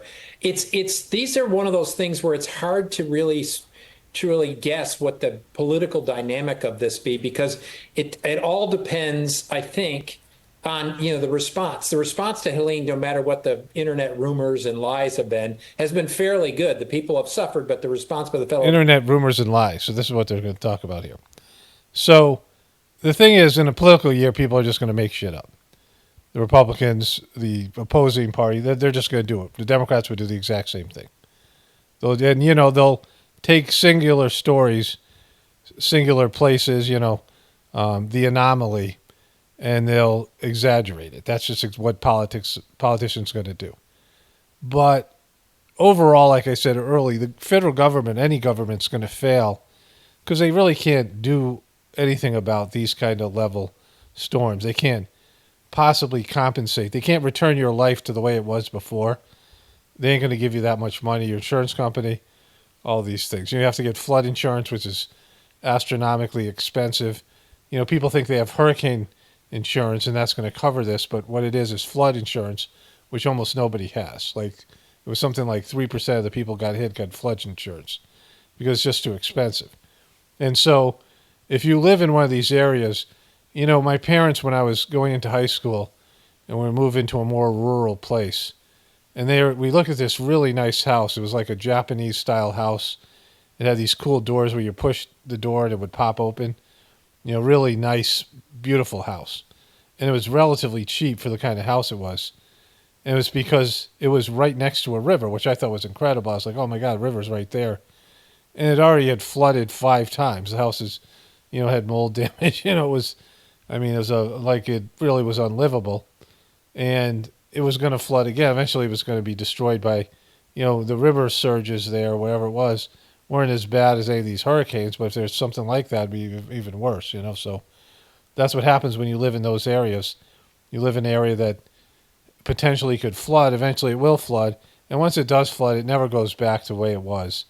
The water is, it rots the mold forms inside the walls. All those things, right? But there's always going to be disappointment from the people hit who are going to be like, what's the government doing? They're going to feel like the government failed them, no matter what. And that's a Biden government that Kamala Harris is tied to. So this is horrible for her. Government has been fairly good. We saw a good response in 2012 to Hurricane Sandy actually helped Barack Obama in his reelect. We saw the same thing in 2004. There were 3 hurricanes, I think, in the time leading up, and when George W. Bush, who I worked for, was running, there was 3 hurricanes, I think 3 or 4, leading up to that race, presidential election. He handled them well, and I think it helped him in the course of that, showing the federal government. But we know he handled those things poorly. Like that was the one with Kanye West, right? The whatever that was, the ones in New Orleans. Those were brutal, and it was bad. Like people were in the Superdome, and there was like tens of thousands of people there with no water, no sanitation, and it was the people were suffered, and many of those people were displaced and never were able to get their homes back and their land back. What happened with Hurricane Katrina, that was a horrible incidence of government mismanagement, and it hurt that one. George W. Bush, even though he no longer faced a re-election in the course of this. And so I think it depends a lot on the federal government response, which so far I think has been very good. The other part that I don't think we can underemphasize is that this raises the stakes of climate change as an issue. Climate change. And that will impact and have an effect on voters, not just in Florida, but throughout the United States, because there are people that worry about it, but don't place it as a top 5 issue. But as these hurricanes intensify, as the problems become worse and worse because of climate change, the resonance of climate change as an issue could rise in the course of the next 30 days. And that, I think, could... Look at them fill those sandbags. These guys are kicking ass. F you, Hurricane. F you, Milton. Look at these guys. You got nothing on the American people filling these sandbags. To be a dynamic that affects a lot of different states. So, Antonia, all of this, as Matt rightfully points out, on the heels of Helene, and Republican lawmakers in North Carolina have been echoing FEMA's calls for an end to the disinformation about disaster relief. What does that disinformation look like? What can you tell us? Tell me about this disinformation. There on the ground. Chris, I think it's important to put this into sort of 2 categories. The first is that here on the ground, and I'm in Burnsville, a small rural community that's about 40, 60 minutes. Not fucking Burnsville. Away from Asheville. And there are people who are rightfully frustrated, of course, heartbroken over all that they've lost. And they want to see more support here. They believe that there should be more FEMA representatives available to them. They'd like to see a better federal response. And they're not engaged. Conspiracy theories circulate on government response. Engaging in conspiracy theory, they're just concerned about their own community. Yeah, they're not. They'll know those crazy conspiracy theories. And then there are people spreading willful misinformation. Boom. Fuck those guys, whoever those people are. And a few examples. One is that FEMA is capping their aid to families at $750, that if you accept that aid, you're actually entering into a secret loan and you'll be forced to pay it back.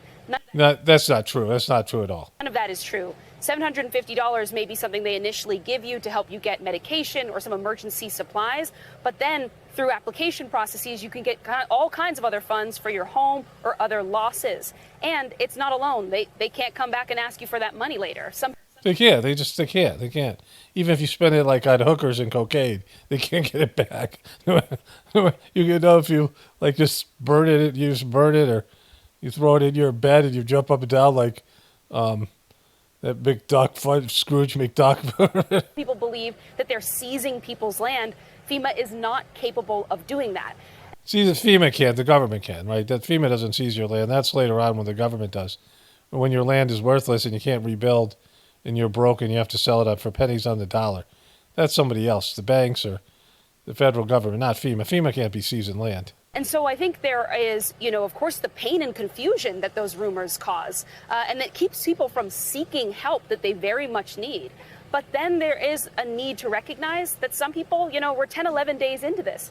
They are saying, hey, FEMA, please come to the hills in Burnsville. We would like to see you here. And I think it's important to make that differentiation. The hills or the valleys? I think it's probably the valleys. And have empathy and understanding for people who, right now they're sharing supplies, they're cooking meals for each other. I mean, look, they got plenty of drinking water here, FEMA. They got some pallets. I mean, what more can you ask for? It's about to get cold here. People are going to need more than just water bottles, Chris. They're going to need blankets. They're going to need winter coats. They lost literally everything in many cases. And so there's that level of need here. And so, while the federal government is making their way through all these communities, I think people deserve to have their voices and concerns heard too. Exactly. Those conspiracy theorists are just brutal.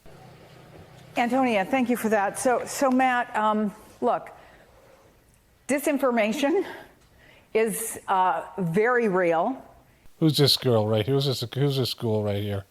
The Celine Dion wannabe.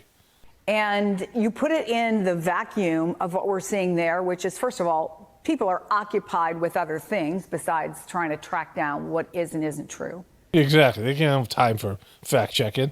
They got lives to save, and they got to find toilet paper and shit like that. But then you have the second part of it, which is lack of communication, right? Some people lost communication they have. There's still, not everybody has it back. Anyway, I want to play some of what Donald Trump has been saying about Helene. Exactly. Donald Trump, that motherfucker. They stole the FEMA money just like they stole it from a bank so they could give it to their illegal immigrants that they want to have vote for them this season. This is the worst response in the history of hurricanes. Look at those tiny little hands. Look at that tiny little hand there. How does that play? How does that play in a very real sense? And how does that play in a political sense? Well, first of all, it is just the lies that come out of Donald Trump's mouth on a daily basis is as much as you and I breathe in the course of this. So it's like breathing. Like when we take a breath, Donald Trump takes a lie. He shits out a lie out of his ghoul hole. But there's a problem is that there's 40% of the country that seems to think that listens to him and seems to think he tells the truth on many things. Here's the problem with this misinformation, and as Antonio relayed, this is the problem. What's the problem? Get the point here, bro. Is a functional democracy depends on the ability to get to the common good through a common set of facts. Common set of facts. Not the facts, the common set of facts, right? And that we're all supposed to agree to this reality, and we don't anymore because you guys have been caught lying, media and government, and have proven, the corporate media, everybody, like everybody's a liar, and you guys are, just a little bit worse at it, better or worse, whatever. You do it better than other people, and you do it more frequently. And so you've lost the faith and trust of the American people. So then they believe people like Donald Trump who glom onto the existing truth community and pervert it for their own personal gain, right? And our health systems depend on it, as we saw during COVID. And our natural response, FEMA depends on it when we're responding in government response to it. So the functioning of government depends on the ability for us to share a common set of facts and then to deal with it and act accordingly. When we have these conspiracies and all of this playing, and not only does it have a political effect, and it affects sort of people's perceptions of politicians in a right or wrong way in the course of this, and Donald Trump is playing on those fears through telling those lies, but it actually really, on a real way, affects the functionality of government. Exactly. It hurts the government. In responding to this, because if people believe a conspiracy theory and believe if they take money, somehow their land is going to be taken or they're going to have to owe it back, then they make decisions that actually could hurt themselves or hurt their neighborhoods and hurt their communities. The same exact thing we saw when the spread of misinformation happened during COVID and health crises. Yeah, that turned out to be really accurate because the government got caught lying over and over again, and all the information we put out there has been, is no longer considered factual, and all the things they forced on people. So, like if that's where you're going with this, I mean, at some point you guys just got to stop fucking lying, right? And not that the stuff that's circulating is truth, because it isn't.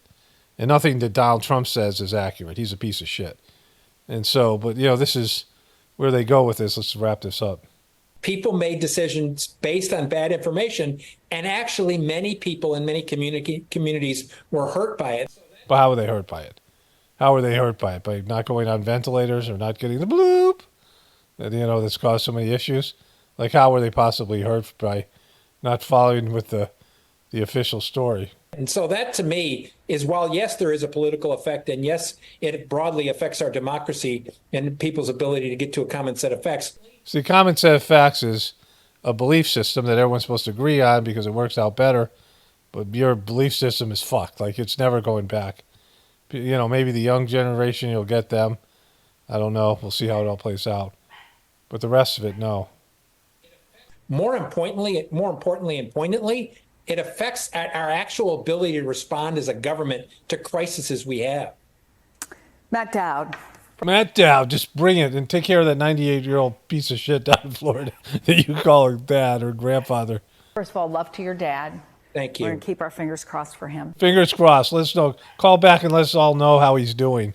Like in the middle of the hurricane, when other people are with less fortunate circumstances are drowning and their houses are getting swept away into the Gulf of Mexico. Let's find out about your dad. My dog's barking up a storm here.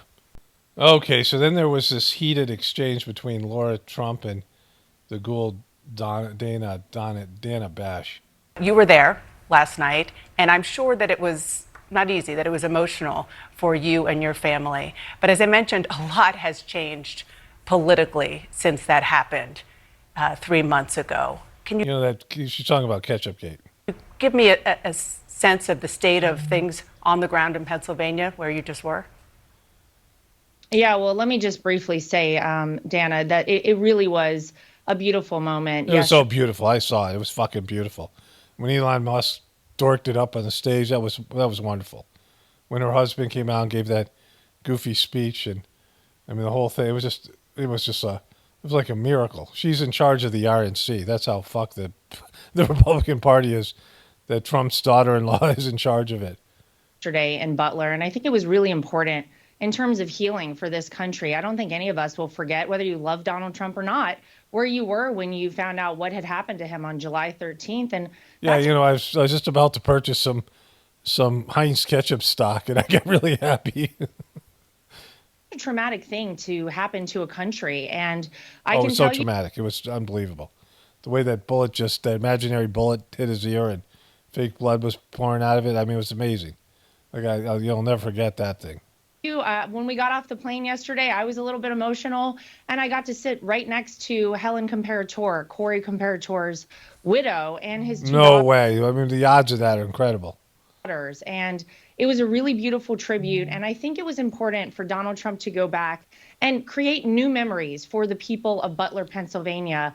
And that's exactly what you saw yesterday. Exactly, because they didn't have anything happen since his imaginary his assassination attempt. Nothing's happened in Butler since. But listen, you're right. The polling would indicate that things are neck and neck. I can tell you there were over 100,000 people at that rally there last night. I have never seen a crowd like that. You couldn't even see standing on the stage how far back the audience went. And I think that They enjoyed the opera. Those people enjoyed the opera. Shows you that there is continued enthusiasm and growing enthusiasm for Donald Trump. And I think as every day goes by, we are 30 days away from this election. People are really considering what kind of America they want to live in. Do you want to get back to a time where you have great economic policies, where you have more money in your pocket, a secure southern border, and peace agreements instead of wars breaking out around the world? They remember, I think, Dana, who brought them that? It was Donald J. Trump. And Donald J. Trump. It was like great when he was president. Remember how he shut down the economy and he did Operation Warp Speed? Like it was just a magical time. I believe on November 5th, he's going to be victorious in this race. Boom. Okay, so then they go to this is where they get heated. I want to ask you about something that the former president said last night on that stage, specifically about Hurricane Helene. And kaboom. Dana Bash. She let her have her moment of how great the thing was. Your home state of North Carolina. He said that FEMA is... Wait, where's her accent? I thought she was from New York. I thought it was like, she must have been living in New York with that dorky Trump boy. Offering Eric Trump. $750 to Americans who have had their homes destroyed. That's not true. He's also echoing conspiracy theorists online who falsely claim that the administration is redirecting disaster money for undocumented immigrants. That's also not true. Not true. It's not. They said it. We asked the government. They said, no, that's bullshit. Who's saying that? And they go, well, Donald Trump. Oh, Donald Trump. Oh, yeah, he's a conspiracy theorist. Why is he spreading misinformation in a crisis like that? And does that concern you about your fellow North Carolinians and how and whether they could actually get help? What a shitty question. What a manipulative, non-journalistic question, right? That you would just accept, like, it's your job to question the government. Oh, the government said, no, they're not doing that. You know, not that Donald Trump's a piece of shit liar, right? And so, so is this whole thing. But whatever she's saying, she's not even questioning the official story. I'm incredibly concerned in North Carolina. I hear every day from people on the ground there, and they are desperate for help. It is a dire situation there. I actually think we don't even know the extent yet of truly how bad it is there. And look, Kamala Harris did come out and say it's $750 per family right now. The idea that we've spent $650 million in fiscal year 24 on the migrant crisis that Kamala Harris was responsible for stopping, and by all accounts, she created by having an open door policy at our southern border. Laura, let me just stop you right there. Stop with your bullshit, Laura. I gotta tell the official story again here. Let me just stop you right there because I just want to not let this get out there. You are right that FEMA is giving $750, but that is a first step. It's for immediate needs. It's called the serious needs assistance. Dana, and said that they are out of money in terms of their hurricane relief. We have another hurricane heading towards Florida right now. What they have said is that... Yeah, there's no more money. That's true, Dana. I heard it from the other network, or your own network, earlier today, or the next day, that FEMA's out of fucking money. There is money right now. Why don't they have anything in order? Why is it that right now the citizens in Western North Carolina are screaming for help, and it's having to come from local citizens? People from my hometown of Wilmington are driving across the state 6 hours to go to the mountains and help people. It is bad. Where is our federal government? Why are they out of money? It is bad there, but my question is about the misinformation. Yeah, misinformation. Misinformation, Dan? Like that should be your middle name, right? Because like the government, I mean, misinformation is the term governments would use about other governments or themselves putting out misinformation. Like people weren't capable of doing it the way on the scale it was because they controlled all the media, right? You had to have a license to have a radio station, like the FCC. And if you had a radio station and you were saying things that were considered conspiracy theories and false, the government didn't approve of what you're saying, they'd shut you down. And you couldn't get on TV. They wouldn't let you on TV. They owned all the available platforms. And then the internet came about where people could just say things and it would be spread like, gossip around a school or something. Or now it's, globally. And so they've lost control of this information. A lot of it's bullshit. A lot of the truther stuff, all the Republican stuff, all the Trumper stuff. I mean, it's not accurate, but, it's at least not worse than the official story. Particularly the notion that they are moving money to migrants, to, you say, undocumented migrants, which FEMA says flatly is not true. And FEMA says it's not. FEMA did. Well, if FEMA says it, then we got to believe it. FEMA says it. Oh, then why should we ever question a government? Because governments never abuse money or reallocate money illegally or do anything. Let's just believe the government. We got to believe the government, right? You got to. Come on, Danny. You're right. You got to believe the government. FEMA is so credible, right? And if people are not getting correct information, then they can't go for assistance. Yes, they can't do it if they're getting everything's misinformation. The conspiracy theories are making people suffer there in North Carolina, your home state. They have been asked for. I just want to quickly play with Senator Tom Tillis. Let me just say for 1 second. Go ahead. You have migrants being housed in luxury hotels in New York City. We have paid so much money from our tax dollars into the crisis that didn't need to happen. We could redirect money to help people immediately on the ground in North Carolina or in Florida, where we're probably going to have a situation coming up in the next several days. That's a separate tranche of money. That's a separate tranche of money. I want you to listen to... Separate. Well, you know what? They don't have money. FEMA doesn't. I mean, and when they spend money on immigrants and they're going to spend money on Israel and they spend money on the Ukraine, then American citizens are going to be pissed. Like, that's just going to happen. Regardless of what truth there is in it or if there's any direct connection between FEMA money and immigrant money or Ukraine money or Israel money, these other countries are getting American taxpayers' dollars and American taxpayers are suffering. And every time something like that happens, they're going to make the link themselves. And, you can't look at her. You can't dismiss those concerns by people because they're legitimate, because they don't want to spend money. They don't want their money being spent on these, on things that aren't to do with American citizens. It's just natural. Any citizen of any country would feel that way. And again, I'm not validating any of the stuff that's being said because it's all bullshit, right? I want you this migrant crisis hasn't been a disaster for every American.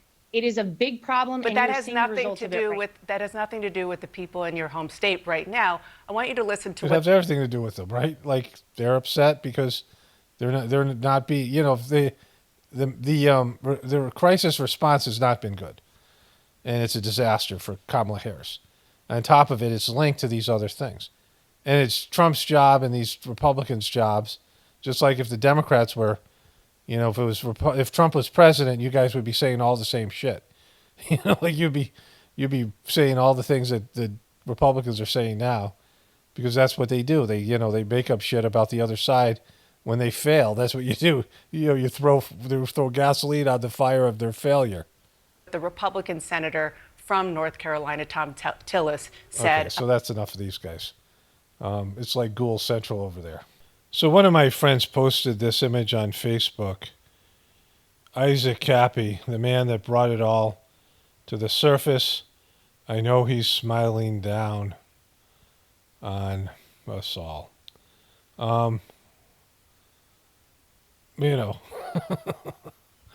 Isaac Cappy was not a good person. Isaac Cappy was not a good truther. He's these people who come in who are celebrity rejects, Hollywood rejects, and are immediately given all this, this, like they're insiders and they're divulging secret knowledge. He just said stuff with no backing it, no evidence, and it hurt the truth community.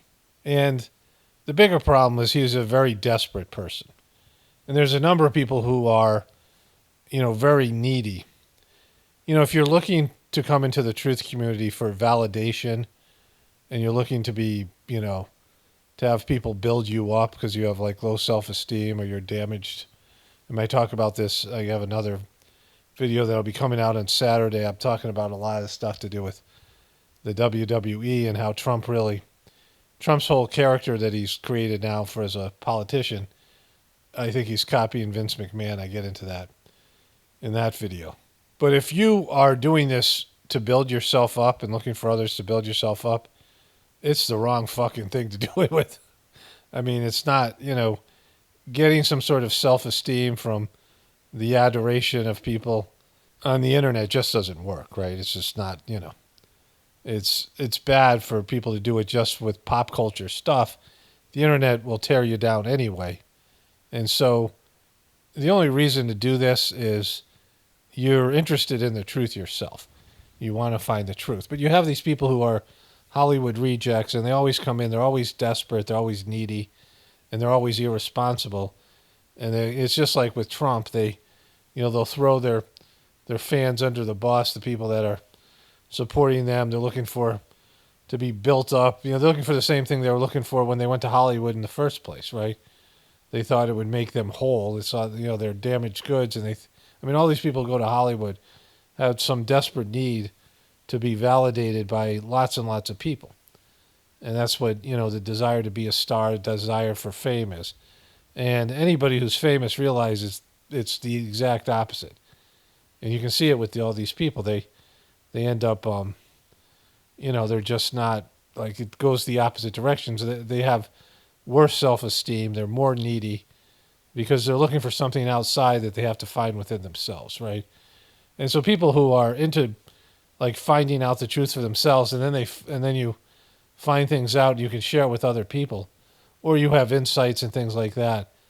But Isaac Cappy was, like, not really even a Hollywood insider. He had one little, one little role in Thor, and he did this movie. He said his favorite role was a character called the Nicky Guy in a really bad movie where he stalks and grooms some girl in a church, and then he kills her, and he calls it the movie where he played a pedo, and that was his favorite role. He was just really creepy. Isaac Cappy didn't wake anybody up. He didn't do anything like, this silly meme, right? The man who brought it all to the surface. It's just silly. It's ridiculous. This is a big problem with the truth community. It's the same reason the truthers that have fallen for Trump. You're looking for somebody who's famous and successful and have hobnobbed with these people to be like, divulge the truth, and they're never going to do that, right? It's always going to be a shill or somebody who got rejected and is bitter, and they're going to come out and they just, it's never anybody who's got anything worth saying. Isaac Cappy just made these, like, ridiculous allegations without providing any facts, and he was digging the attention. And, it's whatever happened to him. He was no threat to anybody. He wasn't killed by Hollywood. He had these, emotional breakdowns. He obviously was someone with psychological issues. And so this is the problem we have now, the bigger problem with Trump. You're looking for somebody who's doing well in the beast and is a part of the beast to be your savior, right? People who enjoy the beast and engage with the beast and are wanting to be successful and famous and these things, they're not going to be good truthers. They never are. And they're not, because they're not, it's just they're all flash, and you're getting starstruck by people who are really horrible people and don't really have a lot to offer the world other than the fact that they really want to be famous and they really want to, cheat other people out of money and deceive people and do things so that they can propel themselves to a higher stature than other people. They're always low-life motherfuckers that just suck the energy out of everything. In that same vein, I'm going to get some comments here. One more thing to say about this. When you start presenting truth or information, it's like on-the-job training, unless you've had some journalistic training or video making training or just all of it. You have to learn how to present information.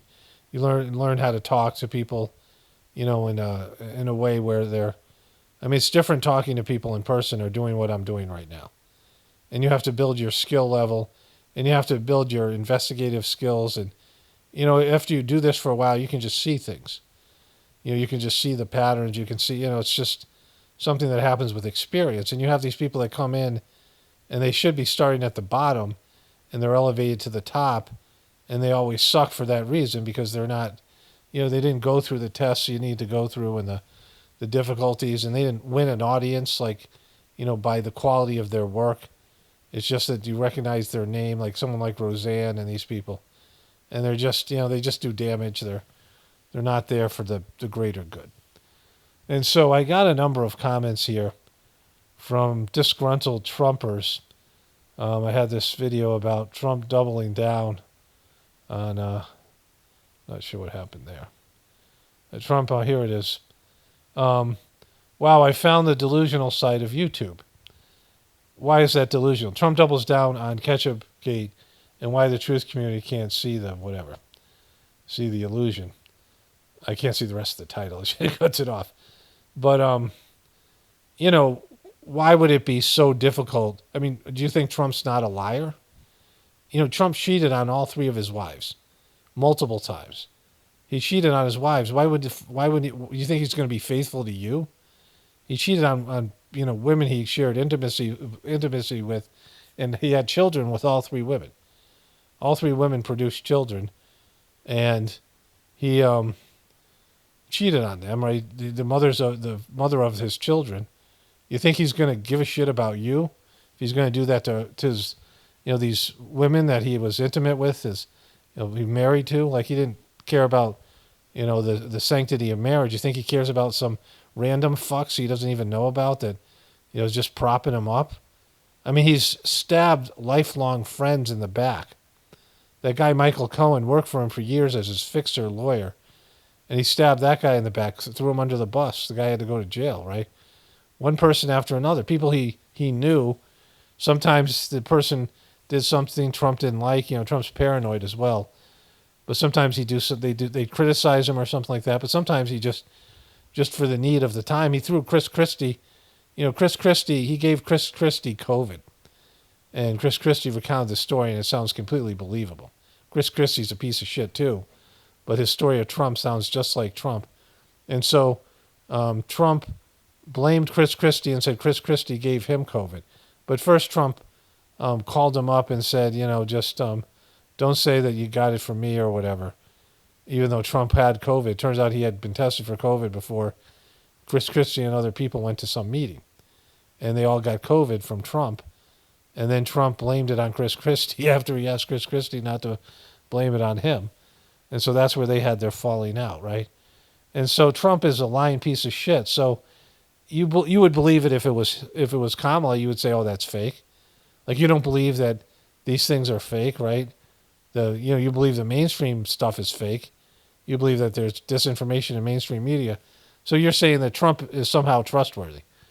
Like, you're an idiot for saying that, right? Only an idiot would think Trump is trustworthy. And then someone else wrote Kamala's favorite channel. It's like silly stuff like that. You're just moronic Trumpers. You just display everything that I say. Like, that's an idiot comment. Do you think Kamala would pay me to call her knee pads Harris? Kamala knee pads Harris? This happened before, these exact same type of comments. Another person, Ketchup Gate, you are sick. Get some help.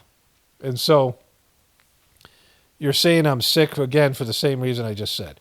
That it isn't possible that Trump could lie. I mean, you believe these things are done. I mean, I assume most of these people that find these videos, they can't be just Trumpers that believe everything in the mainstream media. I mean, you believe the media is producing fake news. You don't believe Trump is a criminal. You don't believe the criminal convictions. You don't believe, any of the things that the liberal media says about him. But you believe Trump, like you saying Trump is trustworthy? It's just silly. You're like silly little people, right? I mean, it's pathetic. It's just depressing. Get some help shaking my head. Get some help. Like, this is a piece of shit comment, right? Like, what a horrible person, right? Get some help shaking my head. And so this is the kind of thing where they're trying to attribute mental illness for something that I'm saying about Trump possibly, doing a WWF type. I mean, he's been an actor. He's acted in movies. He acted in WWE. I mean, all the stuff that he did, right? It was a complete, there's ridiculous amounts of glitches. He's lied about blood being on his hands. He's lied about the position of his head when he was, imaginarily shot by this invisible bullet. It isn't like this thing's some ridiculous thing. But you're saying I'm crazy for not doubting Trump's magnificence, but you doubt everything that everyone says about Trump, and then you say we're delusional. Like all the bad things that Trump has exhibited, and he exhibited them before he was president. And so it's just like these comments where they don't give you any context. Why don't you just admit you're a little emotionally unstable, butthurt little Trumper who can't handle the possibility that you're worshiping a complete piece of shit. So you leave these goofy little comments with no context and no explanation. These just little, embarrassing little comments, right? Your analysis is, someone writes, your analysis is the side that no one has considered.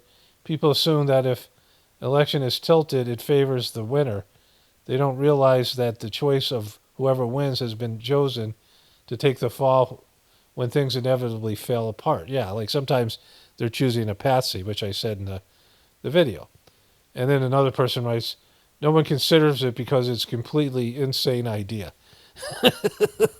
Again, like attributing craziness when you're a Trumper. Like you're a Trumper, you're a remedial person with deep psychological issues and desperate need to believe in something that can't possibly be. You don't think they already made Trump a patsy when they closed down the economy. And he got worked on the economy and then what they did with the election and what they did with January 6th. He's been used as a patsy already. They blame Trump for everything, right? And he just walks right into it. He makes himself a patsy. And you don't think if they re-elect him again that they have a plan to, destroy America and make Trump the villain? That would be like a very reasonable idea. You must be insane. That's crazy. Anyways, I'm going to wrap this up here unless I have something to add. This is Tuesday, October 8th. I think I already said that, but, so I won't release this till Thursday. The hurricane's coming, and I'll probably cover that. I've already started another video. Unless there's some major breaking story, this is the end of this video, and then we'll see what's up with the hurricane. And, it seems like it's going to be worse than the other one in a small region in Florida. But, there's always another video to make. Only spirituality will save this world. It's Paul Romano, definitely pointing for the apocalypse. And the ascension. Everyone have a blessed day and be grateful.